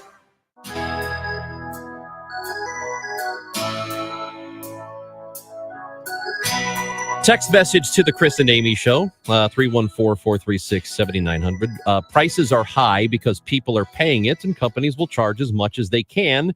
So as long as someone is willing to pay, people would listen and I wish people would listen and learn from their junior high social studies teacher. That's basic supply and demand. That is the thing. I don't think that any of these prices, the high prices you see, are political. It's not companies trying to make Democrats look bad. No, it's not that. It's a company saying, how much do you think we could charge and get away with it? Yeah. And are people going to buy it still? Oh, they are? Great. Well, we're just going to keep jacking it up until you stop paying for it. Was it McDonald's? People got mad because they didn't have their value menu anymore, or like Wendy's jacked up the prices, and then they were like, okay, we will have our $1 Frosties. Yeah. So that works. Hey, I have a quick couple notes on succession plans, or at least those who are succeeding. No, not with the Cardinals. But, we talked a lot about Keisha Scarlett, the former superintendent of the St. Louis Public Schools, and how she was accused of cronyism because she took a $17 million surplus and turned it into a $35 million deficit within a year. I think I got those numbers right. At any rate, one or the other. And how she hired a ton of people from the Seattle School District area, which is where she was from, and has been accused of cronyism. And so, as the St. Louis Post-Dispatch editorial board noted as well, one of her hires, Millicent Borshade, has taken over as interim superintendent. Mm-hmm. If a school superintendent is fired for cronyism, why would you leave one of her cronies in charge? Which I thought was a great question, because guess what? Millicent Borshade also not certified to be a superintendent. She doesn't have the necessary qualifications for the job. So that's not great. Also, she's not getting this job permanently, though, right? But they left her in charge. They should have gotten rid of all the cronies. Do they not have? And again, I don't know what it takes to when it's a machine like that. How easy is it to just replace people at that level? I don't know, and have somebody on standby ready to go. I'm not sure, but the person they put in standby is not qualified at all, and I would think it would not be hard to find someone else who's also not qualified. You would think. also in New York City, you know, Eric Adams, Yeah. right? You know, got in trouble, got He's in indicted. trouble. Well, the next official, the NYC official who's next in line for mayor, he's also in trouble. Oh, come on. He accepted political contributions from a businessman accused of arranging illegal donations to Eric Adams. Oh, come on, So man. the next in line in New York City to be mayor, he's also in trouble. This is What is crap. going on with people? Why is the corruption multiple layers deep? How far do you have to dig Well, before you're- you find a good person? You're corrupt. I am not. Matt Pajeski is You're super corrupt. morally corrupt. There's a difference. That is correct. Hey, thanks for listening. If you missed anything, it's on the Odyssey app where you can leave us voice messages or wherever you get your podcast. But you should get the Odyssey app and listen live. We're going to come back tomorrow at 10 o'clock. Coffee Week continues. Also, we'll have a conversation with Major Garrett tomorrow. Hope you'll listen. We love you. Goodbye. Dave Glover Show is next on KMOX. Chip and Brad and Jim and the other Jim. I love that. It's a night to be entertained and inspired. The Musial Awards return to Stiefel Theater Saturday, November 23rd. You can be in the audience for this nationally televised